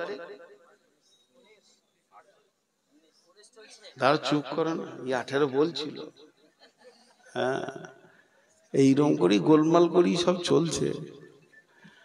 তো 19, কাল 20, পরশু 21, পরশু থেকে 3 দিন ভর্তি চলবে। আমার ঠিকানায় ছেলে পাঠিয়ে দেন। বিচক্ষণ ছেলে হতে হবে, ভালো মেধা, পরীক্ষা দিয়ে নিব, এবং আপনার ছেলের গ্যারান্টি একটা স্ট্যান্ডে গিয়ে দাঁড়াবে, এটা বলে দিচ্ছি ইনশাআল্লাহ। আল্লাহকে ভরসা করে বলছে। তো এবার আল্লাহ কি বলছেন? বিসমিল্লাহির রহমানির রহিম। ওয়াদাল্লাহুল্লাযীনা আমানু মিনকুম ওয়া আমিলুস সলিহাতি লা ইস্তাখলিফান্নাহুম ফিল আরদি কামা ইস্তাখলাফাল্লাযীনা মিন ক্বাবলিকুম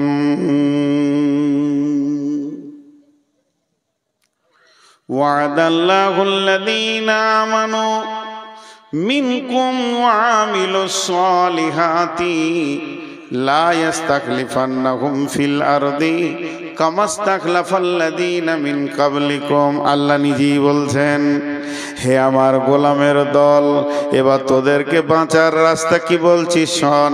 এখন তো আর নবী বেঁচে নাই, তবে আমরা আখিরি নবীর উম্মাত হিসেবে আমাদের দায়িত্ব কাজ হচ্ছে তা'মুরুনা বিল মারুফি কুনতুম খায়রা উম্মাতিন উখরিজাত লিন-নাসি তা'মুরুনা বিল মারুফি ওয়া তানহাউনা আনিল মুনকারি। এক কাজ কর, তোরা বাড়ি থেকে বের হয়ে যা, আর একে অপরকে রিপেয়ার করেলে যতগুলি টিউ আছে কোনোটাই যেন লিক না থাকে। একজন আর একজনকে বলবো, ভাই দাড়ি ছেড়ে দাও, আর দাড়ি কাটিও না, মোচকে ছোট করো, তবে একদম চেঁচে ফেলে দিও না। আর একজনকে বলবো, ভাই জুয়া ছেড়ে দাও, জুয়া ছেড়ে দাও, চুরি করিও না, খবরদার তুমি সুদ খাইও না। ইসলামে আমরা যতজন রয়েছি, যতগুলি যুবক, যতগুলি বৃদ্ধ, ইসলামের আমরা যে ক্ষমতা রয়েছি, এর আমরা ইসলামের ব্লাড, আমরা ইসলামের শক্তি যারা রয়েছে, শক্তিটাকে পূর্ণাঙ্গ ফিরে আনতে হবে। আল্লাহ তাবারক ওয়া তাআলার রাসূল বলছেন, আমার উম্মত অহন রোগে ভুগবে। সাহাবীরা প্রশ্ন করলেন, ইয়া রাসূলুল্লাহ, অহন কাকে বলে? আল্লাহ আল্লাহর নবী বললেন হুব্বুদ দুনিয়া কারাহিয়াতিল মত, তাদের ভিতরে দুনিয়ার প্রেম জমে যাবে, মতকে তারা ঘৃণা করবে, মরতে চাইবে না। এটাই হলো বড় রোগ। আর সাহাবীরা বলতেন, ইয়া রাসূলুল্লাহ, আমার নামটা জিহাদের ময়দানে ফার্স্ট লিস্টে দিয়ে দেন। বন্ধুরা আমার, এই রকম ধরনের আমাদের ভিতরে অহন এসে গেছে। ঘর বাড়ি ঐশ্বর্য দোকানদানি ছেড়ে যেতে মন চাইছে না। কিন্তু আমার নবী বলছেন, এই রোগ যদি থাকে তাহলে তুমি কোনোদিন বিজয়ী হতে পারবে না। এরপরে হলো ঘটনা কি, আল্লাহ তাবারক ওয়া তাআলা বলছেন, এক কাজ কর, তোদের সঙ্গে আমি ওয়াদা করছি, তোরা আগে লিখগুলো মার, আল্লাযীনা আমানু ওয়া হাজারু ওয়া জাহাদু ফি সাবিলিল্লাহি বিআমওয়ালিহিম ওয়া আনফুসিহিম। তোরা এক কাজ কর, নিজের বাড়ি থেকে বের হ আর লিখগুলো মারতে শুরু কর। যখন তোরা সকলে লিখ মেরে একটা ময়দানে এসে দাঁড়িয়ে যাবি, 100% ইমানের ময়দানে দাঁড়িয়ে যাবি, তখন তোদের মতো বুলেটিন বোম আর পৃথিবীতে কেউ হবে না। তোদেরকে চাই না ক্ষেপণাস্ত্র, তোদেরকে চাই না আপনার কিনা, তোদেরকে চাই না পরমাণু, তোদের শুধু চাই আল্লাহ। আল্লাহকে সঙ্গে নে, রসুলকে সঙ্গে নে, মুষ্টির ভিতরে পৃথিবীটাকে এনে দিব। সারা দুনিয়া তোরাই শাসন করবি, কিন্তু এক কাজ কর, প্রথমে আমলের লিখগুলোকে মেরেলে আল্লাহ রাজি হয়ে যাবে। চেহারাতে চরিত্রে রসুলকে নিয়ে চলে আয়, তারপরে তুই একটা বুলেট হয়ে যাবি। আমার আল্লাহ বলছেন, ওয়াদাল্লাহুল্লাযীনা আমানু, হে ঈমানদার, তোমাদের সঙ্গে আমি আল্লাহ ওয়াদা করছি। ভাইরা আমার, আল্লাহর ওয়াদা কোনোদিন মিথ্যা হতে পারে না, পারে না, পারে না, পারে না। আমি ওয়াদা করছি আগামী বছর আবার আসবো, কিন্তু আমাকে ইনশাআল্লাহ বলতে হবে। যদি আল্লাহ তৌফিক না দেয়,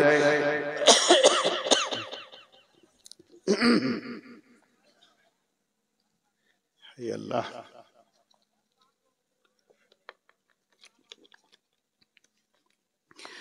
আমার ওয়াদা ফেল হয়ে যেতে পারে। আমি ওয়াদা করছি, সকালবেলায় আমি লালগোলা যাব, দেখা যাচ্ছে নদী পার হয়ে চলে গেলাম কাবিলপুরে। তার মানে হচ্ছে আমার ওয়াদার ভিতরে আমার রব কন্ট্রোল করবেন, তার তৌফিক না হলে ওয়াদা পূরণ হবে না। কিন্তু একটা জন এমন আছে, যা ওয়াদা করবে তা পূরণ হয়ে যাবে, তিনি হলেন আল্লাহ। সেই আল্লাহ ওয়াদা করছেন। এই ওয়াদাটা কোনো আলেমের নয়, কোনো মৌলানার নয়, কোনো মুফতির নয়, কোনো মুহাদ্দিসের নয়, কোনো ফেরেশতার নয়, কোনো নবীর নয়, স্বয়ং আল্লাহ ওয়াদা করছেন। ওয়াদাল্লাহুল্লাযীনা আমানু ওয়া আমিলুস ওয়াদাল্লাহুল্লাযীনা আমানু মিনকুম, যারা ঈমানদার তাদের সঙ্গে আল্লাহ ওয়াদা করছেন, ওয়া আমিলুস সলিহাতি, তোরা ভালো আমল কর, তোরা ঢুকে যা, আমার আওতাভুক্ত তোরা চলে আয়। তাহলে কি হবে? আল্লাহ সঙ্গে সঙ্গে বলছেন, লা ইস্তাখলিফান্নাহুম ফিল আরদি কামাস্তাখলাফাল্লাযীনা মিন কাবলিকুম, যেমন তোদের পূর্বপুরুষেরা বিশ্বকে বিজয়ী করেছিল, ওই রকম তোরা বিজয়ী দেখবে, সারা দুনিয়া তোদের পায়ের তলে আসবি।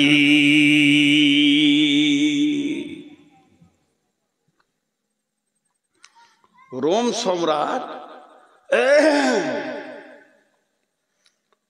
সম্রাট সৈন্য এনেছে কতগুলো?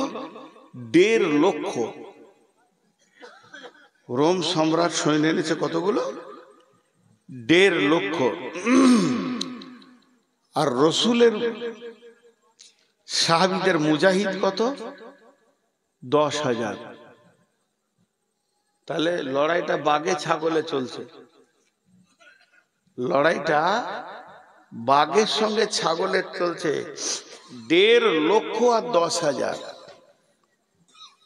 তো বিশ্বনবী তাঁবুতে একটু ভারাক্রান্ত অবস্থায় রয়েছে। বিশ্বনবী উঠিয়েন না গো। এরা মনে মনে ভাবছি, মাইক পেয়েছে তো ছাড়বে না নাকি রে? হ্যাঁ,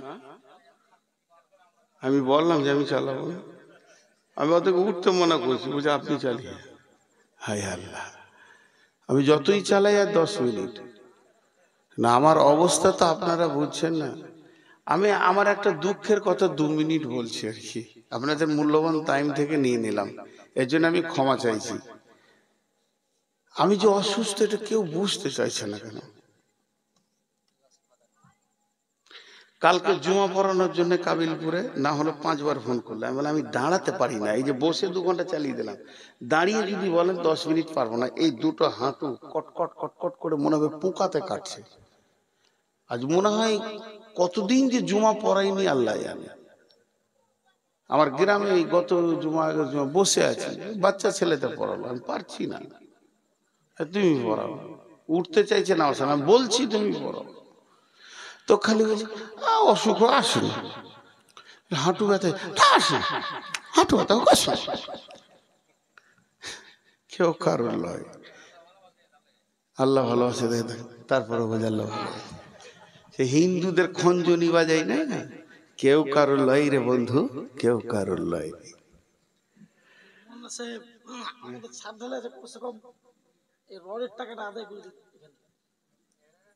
রডের টাকা দেন গো, ছাদ ঢালাই আছে।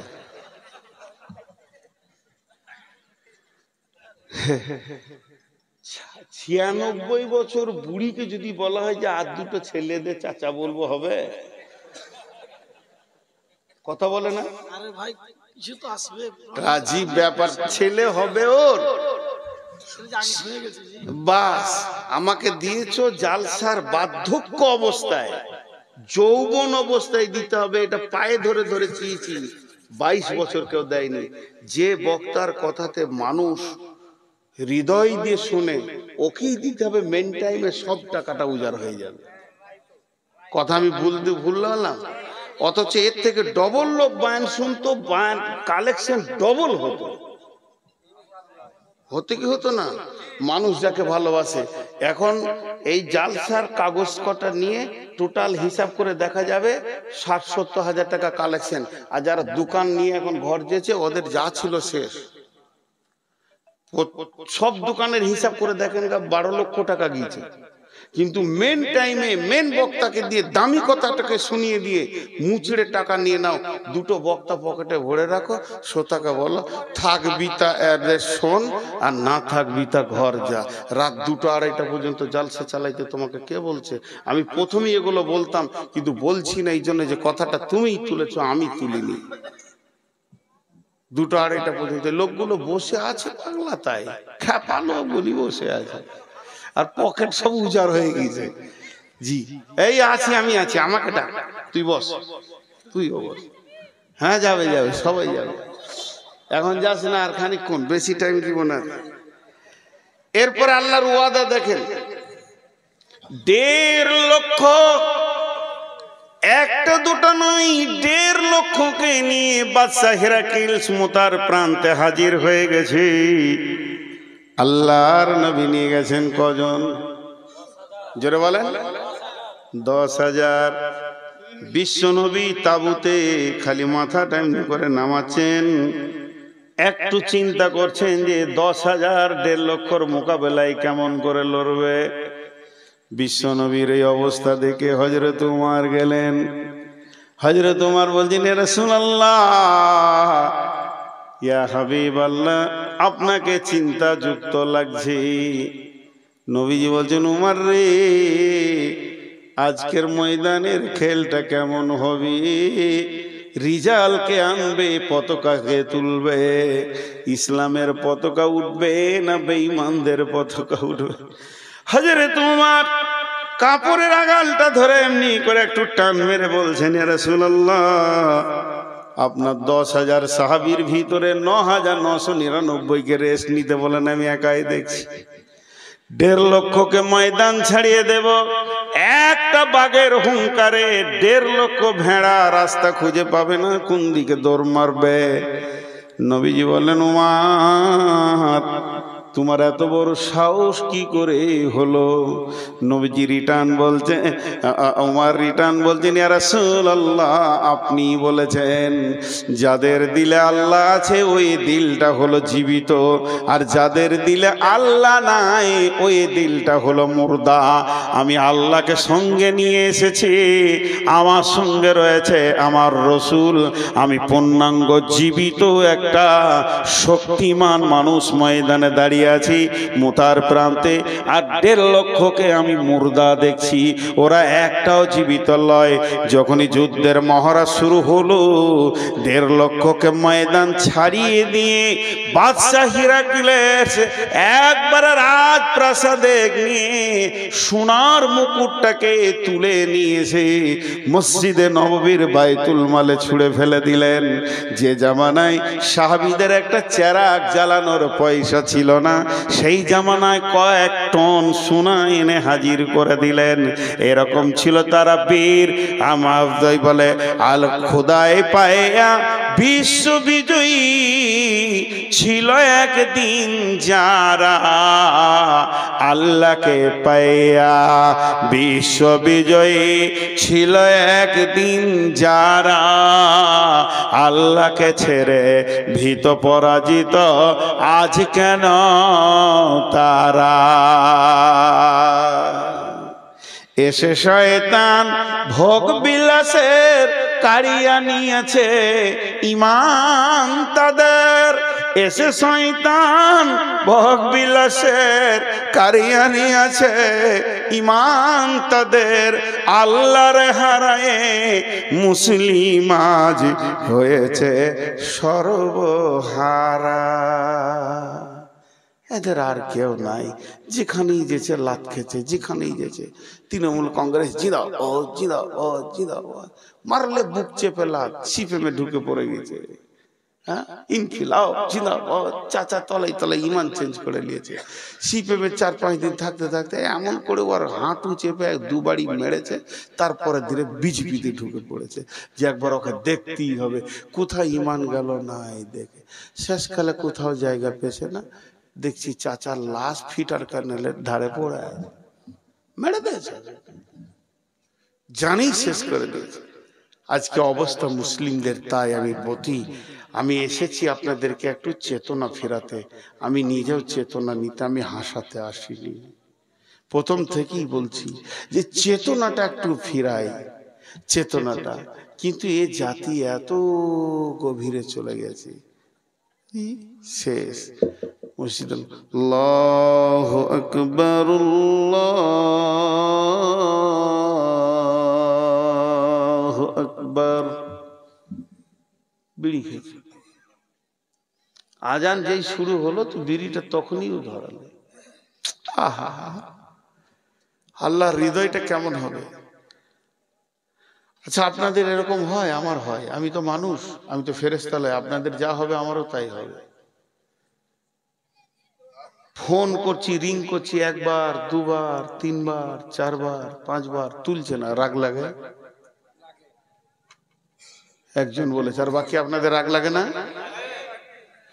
যদি 5 বার আপনার বেটাকে ফোন করেন, লালগোলা পাঠিয়েছেন কোনো কাজে, হঠাৎ একটা কথা ভুলে গেছিলেন, তোর মায়ের ওষুধটা নিয়ে আসবি, হোয়াটসঅ্যাপে দিয়ে দিলাম প্রেসক্রিপশনটা, কিন্তু বেটা ফোন তুলছে না, যখন 20 বার হয়ে গেছে, তাহলে আপনার যদি এত রাগ হয়, আমার রব কত বছর তোমাকে ডাকছে মসজিদে, তুমি এখনো মসজিদে যাও না, আমার রবের রাগটা কেমন হবে? একটা আপনাদেরকে ইসরায়েলি ঘটনা শোনাচ্ছি।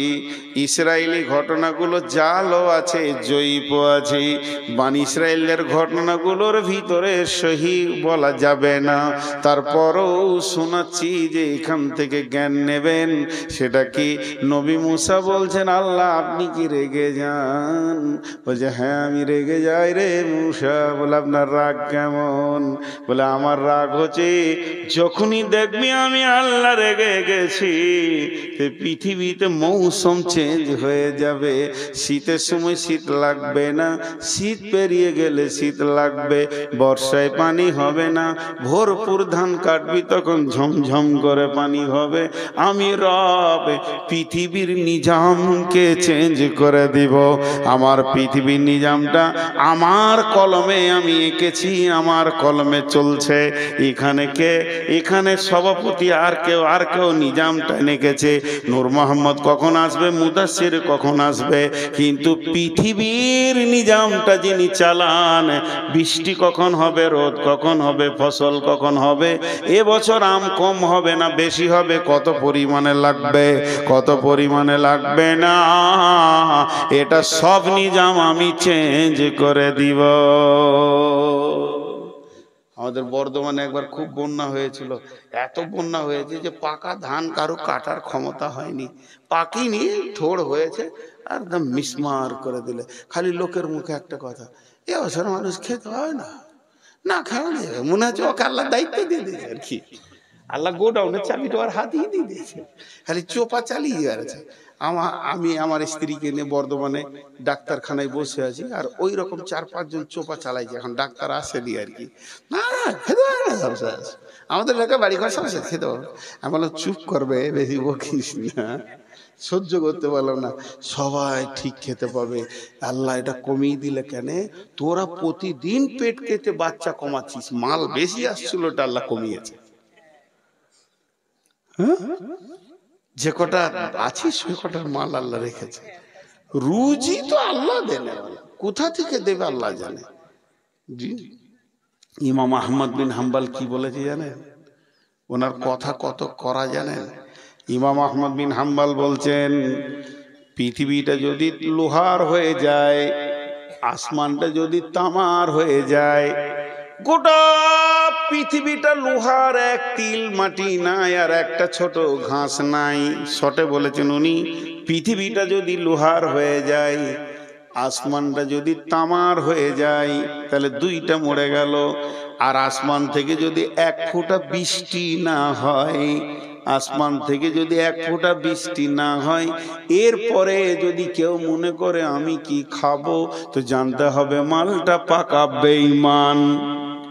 আহার দেবেন তিনি রে ভাই, জীব দিয়েছেন যিনি, তোকে সৃষ্টি করে তোর কাছে যে আছেন তিনি ঋণী। যতক্ষণ শ্বাস রাখবে ততক্ষণ রুজি পৌঁছাতে হবে, দায়িত্ব তার। আহার দেবেন তিনি রে ভাই, জীব দিয়েছেন যিনি, তোকে সৃষ্টি করে তোর কাছে যে আছেন তিনি ঋণী। না চেয়ে দেখ ক্ষেতের ফসল, পাই যে বৃষ্টি জল, তুই যে পেলি পুত্র কন্যা, কে দিল তা বল। যার করুণায় এত পেলি, তার কেবল ভুলে গেলি। যার করুণায় এত পেলি, তারে কেবল ভুলে গেলি। ভাবনা রে ভাব, তারে দিয়ে ডাকরে নিশি দিনী। আহার দেবেন তিনি রে ভাই, জীব দিয়েছেন যিনি, তোকে সৃষ্টি করে তোর কাছে যে আছেন তিনি ঋণী। আল্লাহ বলছেন, তোদের ভয় নাই, ভয় নাই, তোদেরকে বিজেপি মারবে না, বজরং মারবে না, হিন্দু মারবে না, শিবসেনা মারবে না। আমি একটা ছাতা দিচ্ছি, ওই ছাতার নিচে চলে আয়, তাহলে 1000 বৃষ্টি হলো তোর গায়ে লাগবে না। তেমনি তোরা আয় আয় আয়, আমার আওতাভুক্ত আয়। বিসমিল্লাহির রহমানির রহিম, ফালিয়াবুদু রব্ব হাদাল বাইত আল্লাযী আত'আমাহুম মিন জু'ইন ওয়া আমানাহুম মিন খাউফ। আমার আল্লাহ বলছেন, শোন, এই যে ঘরটা কাবাকে সামনে রেখে একটা নাজিল হয়েছে, কাবার মালিক কে না? আল্লাহ। এখন কাবাকে আপাতত জমার খাতায় রাখেন। আপনার এখানে যে গ্রামে মসজিদটা আছে, আমি যদি মসজিদের দিকে আঙুল তুলে বলি ঘরের মালিকের নাম বলো, তো কি বলবেন? আল্লাহ। আল্লাহ বলছে ওই ঘরের মালিকের পূজা তোরা কর, তার মাথায় তার পায়ে তোরা মাথাটাকে নামিয়ে দে, তার কাছে তোরা সারেন্ডার হয়ে যা, চোখের পানিতে অঝর নয়নে কাঁদ আর বল মাবুদ রে যা করেছি ভুল করেছি তুমি মাফ করে দাও। এই রকম বলে তুই যখন কাঁদতে শুরু করবি তো লাভ কি হবে? ওই ঘরের মালিক যদি রাজি হয়ে যায়, ওই ঘরের মালিক যদি রাজি হয়ে যায় তাহলে কি লাভ হবে? কি লাভ হবে? লাভ হবে আল্লাযী আত'আমাহুম মিন জু'ইন ওয়া আমানাহুম মিন খাউফ। আল্লাহ তোদের অভাবকে নষ্ট করে দেবে, অভাব থাকবে না, পুরা মালে ভরে দেবে, এবং তোদেরকে যে দিক থেকে আক্রমণ করুক না কেন আমার রব তোদের নিরাপত্তা দেবী। আর যেটা সূরা নূরের আয়াত পড়ছিলাম যে তোরা তোদের যেমন যদি আল্লাহর সঙ্গে ওয়াদা করিস, আল্লাহ ওয়াদা করছি তোরাই মুমিন হয়ে যা, 100% আমল কর, সারা বিশ্বটা তোদের হাতে তুলে দিব। হাজি ভাই, আমরা গণপ্রজাতন্ত্র দেশে বাস করি, প্রতি 5 বছর অন্তর আমাদের লড়াই হয়। সেই লড়াইটা ব্যালটের লড়াই, কে জিতবে কে থাকবে। তো সামনে আমাদের লড়াই চলে আসছে, বিরাট যুদ্ধ হবে। এই যুদ্ধে একদল বিজয়ী হবে, একদল হেরে যাবে। যারা বিজয়ী হবে তাদের পতাকা উড়বে, যারা পরাজিত হবে তাদের পতাকা নিচে নেমে যাবে। সামনে ভোট আসছে, তো এত ব্যালট, এত লড়াই, এত ইভিএম মেশিন, আর কিছু আর কিছু আর কিছু, আর আল্লাহ বলছে রাতারাতি চেঞ্জ করে দিতে পারবো। পারবে আল্লাহ? পারবে? পারবে? পেরেছেন। এর আগে ঘটনা ঘটেছে, এর আগে ঘটনা ঘটেছে। বিশ্বনবী বাহরাইন সম্রাটের কাছে পাঠিয়েছিলেন, বিশ্বনবী পাঠিয়েছিলেন, জেরুজালেম গিয়েছিলেন হযরত উমর। একজনের দেশ জয় হয়েছে, 30টা সাহাবীতে বাহরাইনকে জয় করেছে। পারবে? সে ক্ষমতা আল্লাহর আছে, কিচ্ছু লয়। ওই যে মন্ত্রীগুলো দেখছেন খালি মুসলিমদের বিরুদ্ধে, ওদেরকে ঈমান দিয়ে দেবে আল্লাহ, আপার লেভেলের ঈমান দিয়ে দেবে। নরেন্দ্র মোদী আজকে মুসলিমদের বিরুদ্ধে কথা বলছে, কালকে দেখবেন যে ওই মসজিদ ঝাড় দিচ্ছে। এটা আল্লাহ করতে পারেন। বিধায় আজকে আমাদেরকে সেই বিজয়ী পতাকা দেখতে গেলে যাকে রাজি করতে হবে তার নাম কি? আল্লাহ। যাকে রাজি করতে হবে তার নাম কি? আল্লাহ। উঠাউঠি করবেন না। 2টা বাজতে 10 মিনিট আছে, পুরো 2টাতেই ছাড়বো ইনশাআল্লাহ। কারণ আমি আজকে এই 2-3 দিন যা রোদ যাচ্ছে, আর আমি এমনি রোগী মানুষ, রোদে বেরোতে পারছি না। আর গাড়ি আনতাম, একটু ড্রাইভারের সমস্যায় আনিনি। আর একটা বড় সমস্যা যে এখন ভোটে গাড়িগুলো কেড়ে নিচ্ছে, আর আমার যা গাড়ি দেখলেই তো প্রিজাইডিং অফিসারের পাছায় ফোঁড়া উঠবে যে এত দামি গাড়ি এটাই নেব। ওই গাড়িগুলোকে কেড়ে নিচ্ছে, সিজার দৃষ্টি দিয়ে ছেড়ে দিচ্ছে। ওই ভয়ে আমি ড্রাইভারকে বলেছি গাড়ি বাইরে বার করিস না এখন, আর 10-15 দিন গেলে গাড়ি ধরাটা ছেড়ে দেবে, ওদের লিস্ট পুরা হয়ে গেলে। তো এই জন্যে এইভাবে আসতে হয়েছে খুব কষ্টে। তো আমি আজকে টোটাল বক্তব্যটা 2 মিনিট 3 মিনিটে বলবো। যেটা হয়ে গিয়েছে, ইস ঘর মে আগ লাগি है घर ही की चिराग से। আমরা ছিলাম বাঘের বাচ্চা, কিন্তু হয়ে গেছি এখন ভেড়ার বাচ্চা। বাঘের বাচ্চা হযরত উমর, হযরত আলী, হযরত আলীকে দেখলে তো কাফেররা থরথর করে কাঁপতো। হযরত উমরকে দেখলে তো শয়তান আবার ও রাস্তায় হাঁটতো না। উমর আসছে তাহলে অন্য রাস্তায় যেতে হবে। সেই ফ্যামিলির আমরা, সেই খানদানের আমরা, সেই নসলের আমরা। আমাদের কাছে আজও কোরআন রয়েছে, শক্তি রয়েছে, কিন্তু আমরা অন্ধের পথে হেঁটে অনেক দূর চলে গেছি। কোরআন একটা শব্দ আছে আস-সাইহুন, সূরা তওবাতে, মানে এমন পথভ্রষ্ট হয়ে গেছি, আমাদের কাছ থেকে আল্লাহ নারাজ হয়ে গেছে, আল্লাহ নারাজ হয়ে গেছে, আল্লাহ নারাজ হয়ে গেছে। এর জন্য আল্লাহকে রাজি করতে হবে, এটা আমাদের প্রথম কাজ, এটা আমাদের প্রথম কাজ। হেরি পশ্চাতে চাহি তুমি চলিয়াছ রৌদ্রদগ্ধ দুর্মরু পথ বহি জেরুজালেমের কেল্লা যেতায় আছে অবরোধ করি বীর মুসলিম সিনা দল তব বহুদিন মাস ধরি। জি, হযরত উমারের জামানায় জেরুজালেমে কয়েকটা সৈন্য পাঠানো হয়েছে, সেখানে কালেমার দাওয়াত দাও। ওরা সেগুলোকে অবরোধ করে রেখে দিয়েছে, ছোট্ট দেশ। আর হযরত উমার 18 লক্ষ বর্গ মাইলের তখন শাসন করেন। যখন এই সাহাবীগুলো পৌঁছিয়েছে, এদেরকে যখন কেল্লায় অবরোধ করে দিয়েছে, তখন তদানীন্তন কালে জেরুজালেমে যিনি শাসন করতেন তিনি ছিলেন একটা পাদ্রী পোপ খ্রিস্টানদের মৌলবি। তো সে একটা চিঠি লিখে পাঠালো মদিনায় একটা দূতকে দিয়ে, এটা হযরত উমারকে দাও। চিঠিতে কি লেখা আছে এমন কিছু নয়, আমিরুল মুমিনিন খলিফাতুল মুসলিমিন হযরত উমার, আপনি আমাদের দেশে আসেন, আপনাকে চিঠি মাধ্যম দিয়ে আমন্ত্রণ জানালাম, নিমন্ত্রণ জানালাম। আপনার সঙ্গে আমি আপোষ করে নিব, লড়াই বা যুদ্ধতে যাব না, কারণ আমার যা নাগরিক তার থেকে আপনার সৈন্য বেশি, আপনার সঙ্গে লড়াইয়ে পারবো না।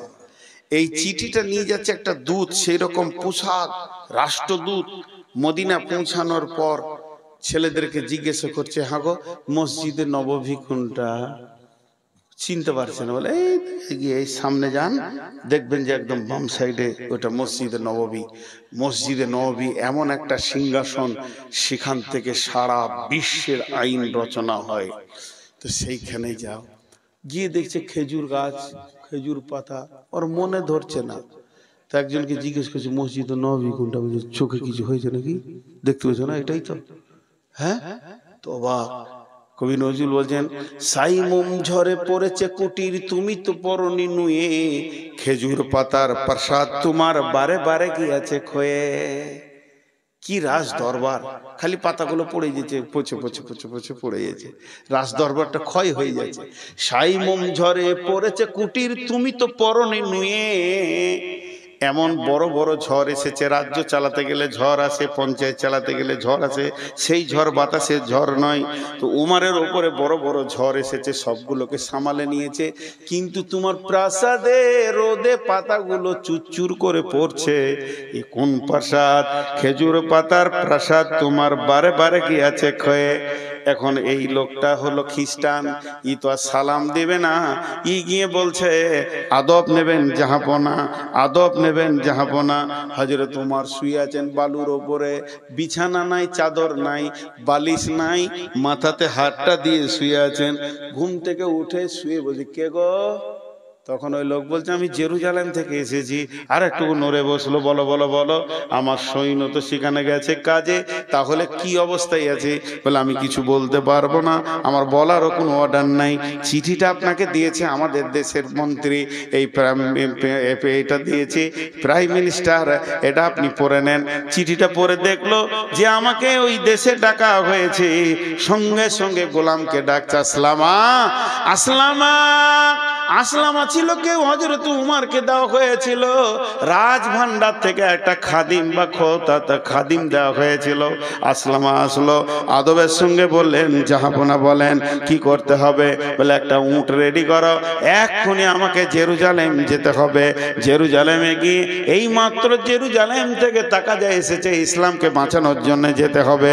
সঙ্গে সঙ্গে একটা উটকে নিয়ে এসে হাজির করলো, আর যেই উটকে হাজির করলো, হযরত উমার উটের ওপরে চেড়ে নিলেন, আর হযরতে উমার উটে চড়ে নিয়ে জেরুজালেমের দিকে যেতে শুরু করে দিয়েছে।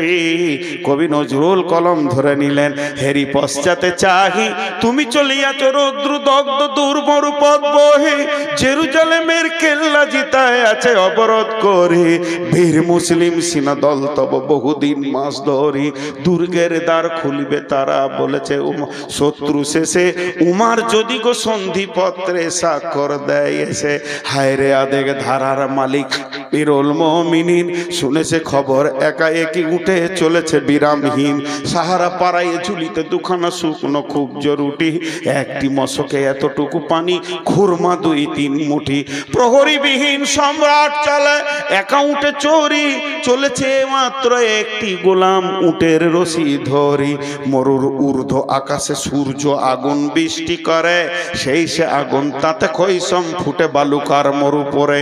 কিছু দূর যেতে উট হতে নামি কহিল গোলামের ভাই, পেরেশান বড় হইয়াছে চলিয়া, এবার আমি যাই।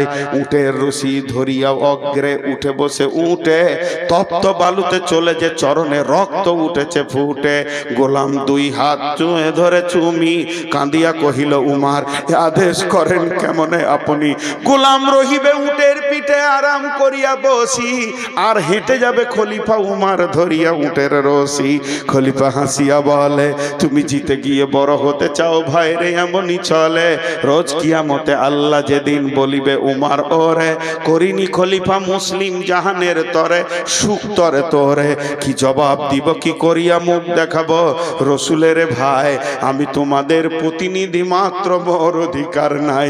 আরামে সুখের মানুষ হইয়া মানুষের নিতে সেবা, ইসলাম বলে সকলে সমান, কে বড় ক্ষুদ্র কে বা। গোলাম ধরিল উটের, গোলাম চড়িল উটের পিঠে, উমার ধরিল রশি, মানুষে স্বর্গে তুলিয়া ধরিয়া ধুলাই নামিল শশী। জর্ডান নদী হও যবে পার, বর্ডারে পৌঁছে গেছে, আর ওদিকে কোম্পানি মেজর রেডি হয়ে আছে স্যালুট জানানোর জন্য। এবার নদীটা যখনই পার হচ্ছে, জর্ডান নদী হও যবে পার, শত্রুরা কহে হাঁ কি, যার নামে কাঁপে অর্ধ পৃথিবী, সে এই উমার নাকি। তখন পালা পড়ে গেছে, গোলাম থাকবে উট উপরে, আর লাগাম ধরে হাঁটবে কে না উমার। যখনই স্যালুট মেরেছে গোলামকে, গোলাম উটের ওপর থেকে ঝরঝর করে কেঁদে বলছে, ভাই আমাকে কেউ স্যালুট দেবে না, আমাকে কেউ আমিরুল মুমিনিন মনে করিও না। যিনি উটের লাগাম ধরে হাঁটছে, ইনি হলেন খলিফা উমার। লাগাম ধরে হাঁটছে উমার, গোলাম চেপে আছে উটের ওপরে। দৃশ্য দেখে কোম্পানি মেজর যত মিলিটারি ছিল সব ঝরঝর করে কাঁদতে লাগলো। বলছে, বাদশা বহুত দেখেছি, রাজা দেখেছি, কিন্তু এত দামি মানুষ কোনোদিন দেখি নাই। মাথায় নিয়ে গেলেন হযরত উমারকে, সম্মানের সঙ্গে গির্জাতে বসানো হলো।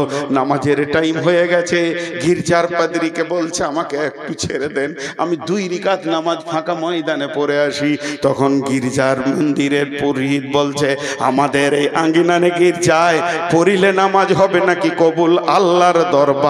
আপনি যদি একবার এখানে নামাজটা পড়েন গির্জাতে, তাহলে কি আল্লাহ কবুল করবে না? উমার বলল, না না না, আমি তার জন্য নয়, এটা পরিষ্কার পরিচ্ছন্ন জায়গা, নামাজ পড়ে নিতে পারি, কিন্তু আমি পড়ছি না কেন? যদি একবার আমি নামাজ পড়লি, তাহলে আমার সৈন্যরা ভাববে। উমার ইশারা করে বলে দিল যে গির্জাটা মসজিদ হয়ে গেছে আজ থেকে, অতএব তারা ভেঙে মসজিদ বানিয়ে নেবে, আমি এত সৈন্য কন্ট্রোল করতে পারবো না, তার থেকে আমার ফাঁকা মাঠে 2 রাকাত কসর করে নামাজ পড়া ভালো।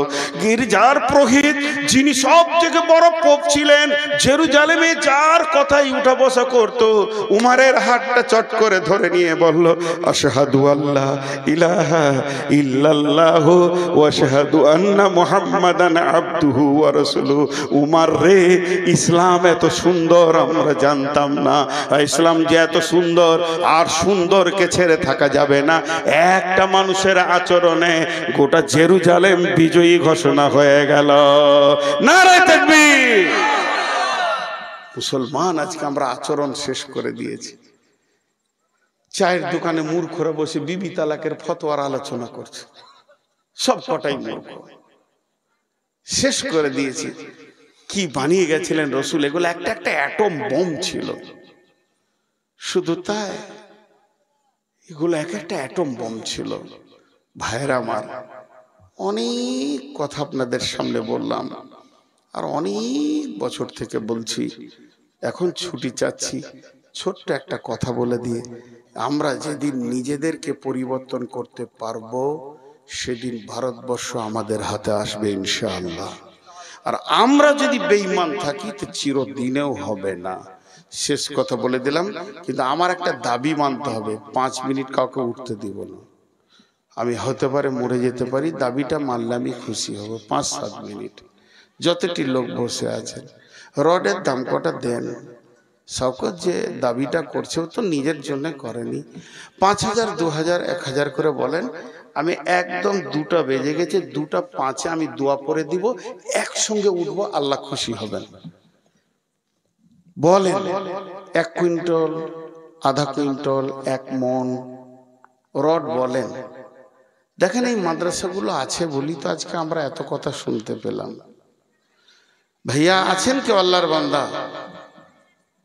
আল্লাহর বান্দা কেউ আছেন?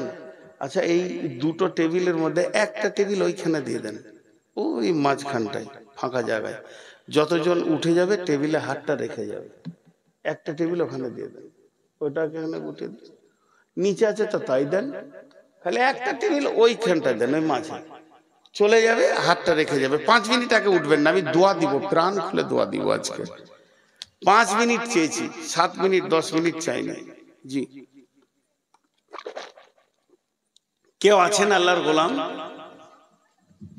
আল্লাহর গোলাম কেউ আছেন 1 কুইন্টাল রডের মতো? জি, কি বলছেন? এই ভাইকে আপনি ধরেন, হ্যাঁ, 5 কুইন্টালে ছেড়েছে।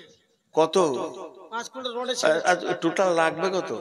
টোটাল লাগবে 35 কুইন্টাল। আপনি 10 দিয়ে দেন, 10 দেন। দেখেন পারেন ভালো। আপনার এলাকার মাদ্রাসা, এতিমরা রয়েছে যাদের মা নাই, আব্বা নাই, খুব ভালো লাগলো। আচ্ছা বেশ, 6 হলো, চলে, চাপাচাপি ভালো নেই। আর কেউ আছেন 1-2 কুইন্টালের? টাইমেই আমি শেষ করবো, আমি আবার ওয়াদা খেলাপ করি না। জি,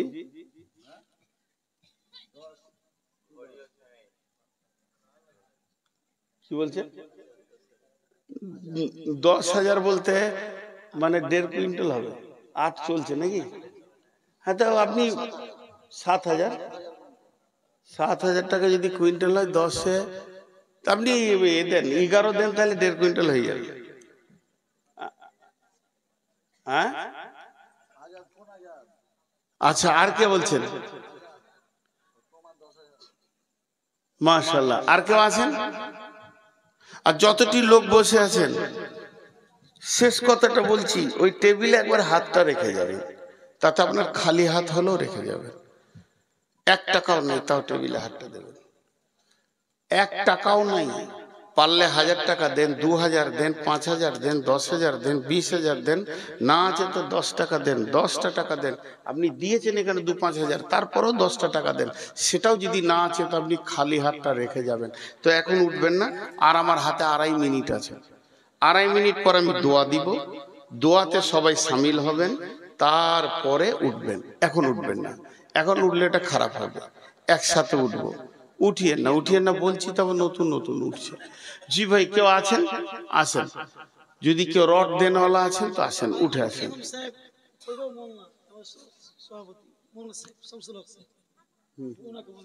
কই কোনটা?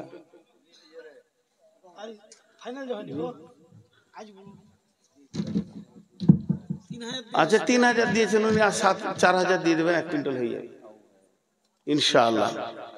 জি, আর 2 মিনিট আছে, ছটফট করিয়েন না।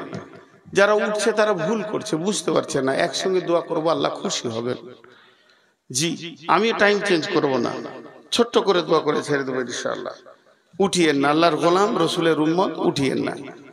জি, কেউ আছেন আল্লাহর বান্দা? আল্লাহর জন্য বলেন। কত আছে? 1000 টাকা। আর কেউ আছেন 1000-2000 দেনেওয়ালা? মাশাআল্লাহ, জাযাকাল্লাহ। জি, আমি দোয়া দিচ্ছি, আপনারা বুঝে আমিন বলবেন, না বুঝে বলবেন না, হৃদয় থেকে বলবেন, আল্লাহকে খুশি করার জন্য বলবেন। জি, এই আল্লাহ, তুমি আমাদের সমস্ত ভুল ত্রুটিগুলো ক্ষমা করে দে, আমাদের উপরে রাজি হয়ে যাও। আমিন সবাই বলেন। এই আল্লাহ, আমাদের ত্রুটির কারণে আমরা অনেক পেছিয়ে গেছি, মার খেয়ে গেছি। আল্লাহ, তুমি আমাদের ত্রুটিগুলোকে রিপেয়ার করে দাও। এই আল্লাহ, তুমি আমাদের ঘাড় গর্দন ধরে মসজিদে ভরে নাও। এই আল্লাহ সারা বিশ্বে মুসলিমদের উপরে যারা অত্যাচার চালাচ্ছে তাদেরকে তুমি ঈমান দাও। যদি তোমার কলমে ঈমান না থাকে তো ইসরায়েলকে তুমি ধ্বংস করে দাও। আল্লাহুম্মা আমিন। এই আল্লাহ তুমি ফিলিস্তিনে মুসলমানদের উপরে সাহায্য করো। এই আল্লাহ সারা বিশ্বে মুসলমানদের উপরে তুমি সাহায্য করো। চীনের মুসলমানদের উপরে সাহায্য করো। ভারতবর্ষে আমাদের মুসলমানদের উপরে তুমি সাহায্য করো। এই আল্লাহ যে আসলে তোমার দিনের উপকার হবে, তোমার দিনের সাহায্য হবে, মুসলিমদের আসান হবে, সেই সরকারকে তুমি নিয়ে এসো। এই আল্লাহ তুমি আমাদের দোয়াগুলোকে কবুল করে নাও। এই আল্লাহ সন্ধ্যা থেকে এই পর্যন্ত যতগুলো হাদিস কোরআনের কথা হলো সেগুলোকে আমল করা তুমি তৌফিক দাও। এই আল্লাহ আমার পূর্ববর্তী যত হাদিস কোরআন বলে গেছে সেগুলো আমল করা তৌফিক দাও। এই আল্লাহ আমাদের যাদের মা বাপ ভাই বোন আত্মীয় স্বজন বন্ধু বান্ধব শিক্ষক মাস্টার ইমাম মুয়াজ্জিন ডাক্তার সব মাটির নিচে চলে গেছে কালেমা আল্লাহ তাদেরকে তুমি মাফ করো। এই আল্লাহ বিশেষ করে তুমি এই এলাকার যত মাটির নিচে চলে গেছে তুমি মাফ করো। এই মাদ্রাসাকে তুমি কবুল করো। সকলে বলি সুবহানাকা আল্লাহুম্মা ওয়া বিহামদিকা ওয়া আশহাদু আল্লা ইলাহা ইল্লা আনতা আস্তাগফিরুকা ওয়া আতুবু ইলাইকা। আসসালামু আলাইকুম। তবে টেবিলে হাত রেখে যাবেন। আপনার টাকা থাক আর না থাক, 10টা টাকা হোক আর 5 টাকা হোক, আমি এখনো 1 মিনিট বসে আছি, টেবিলে হাতটা রেখে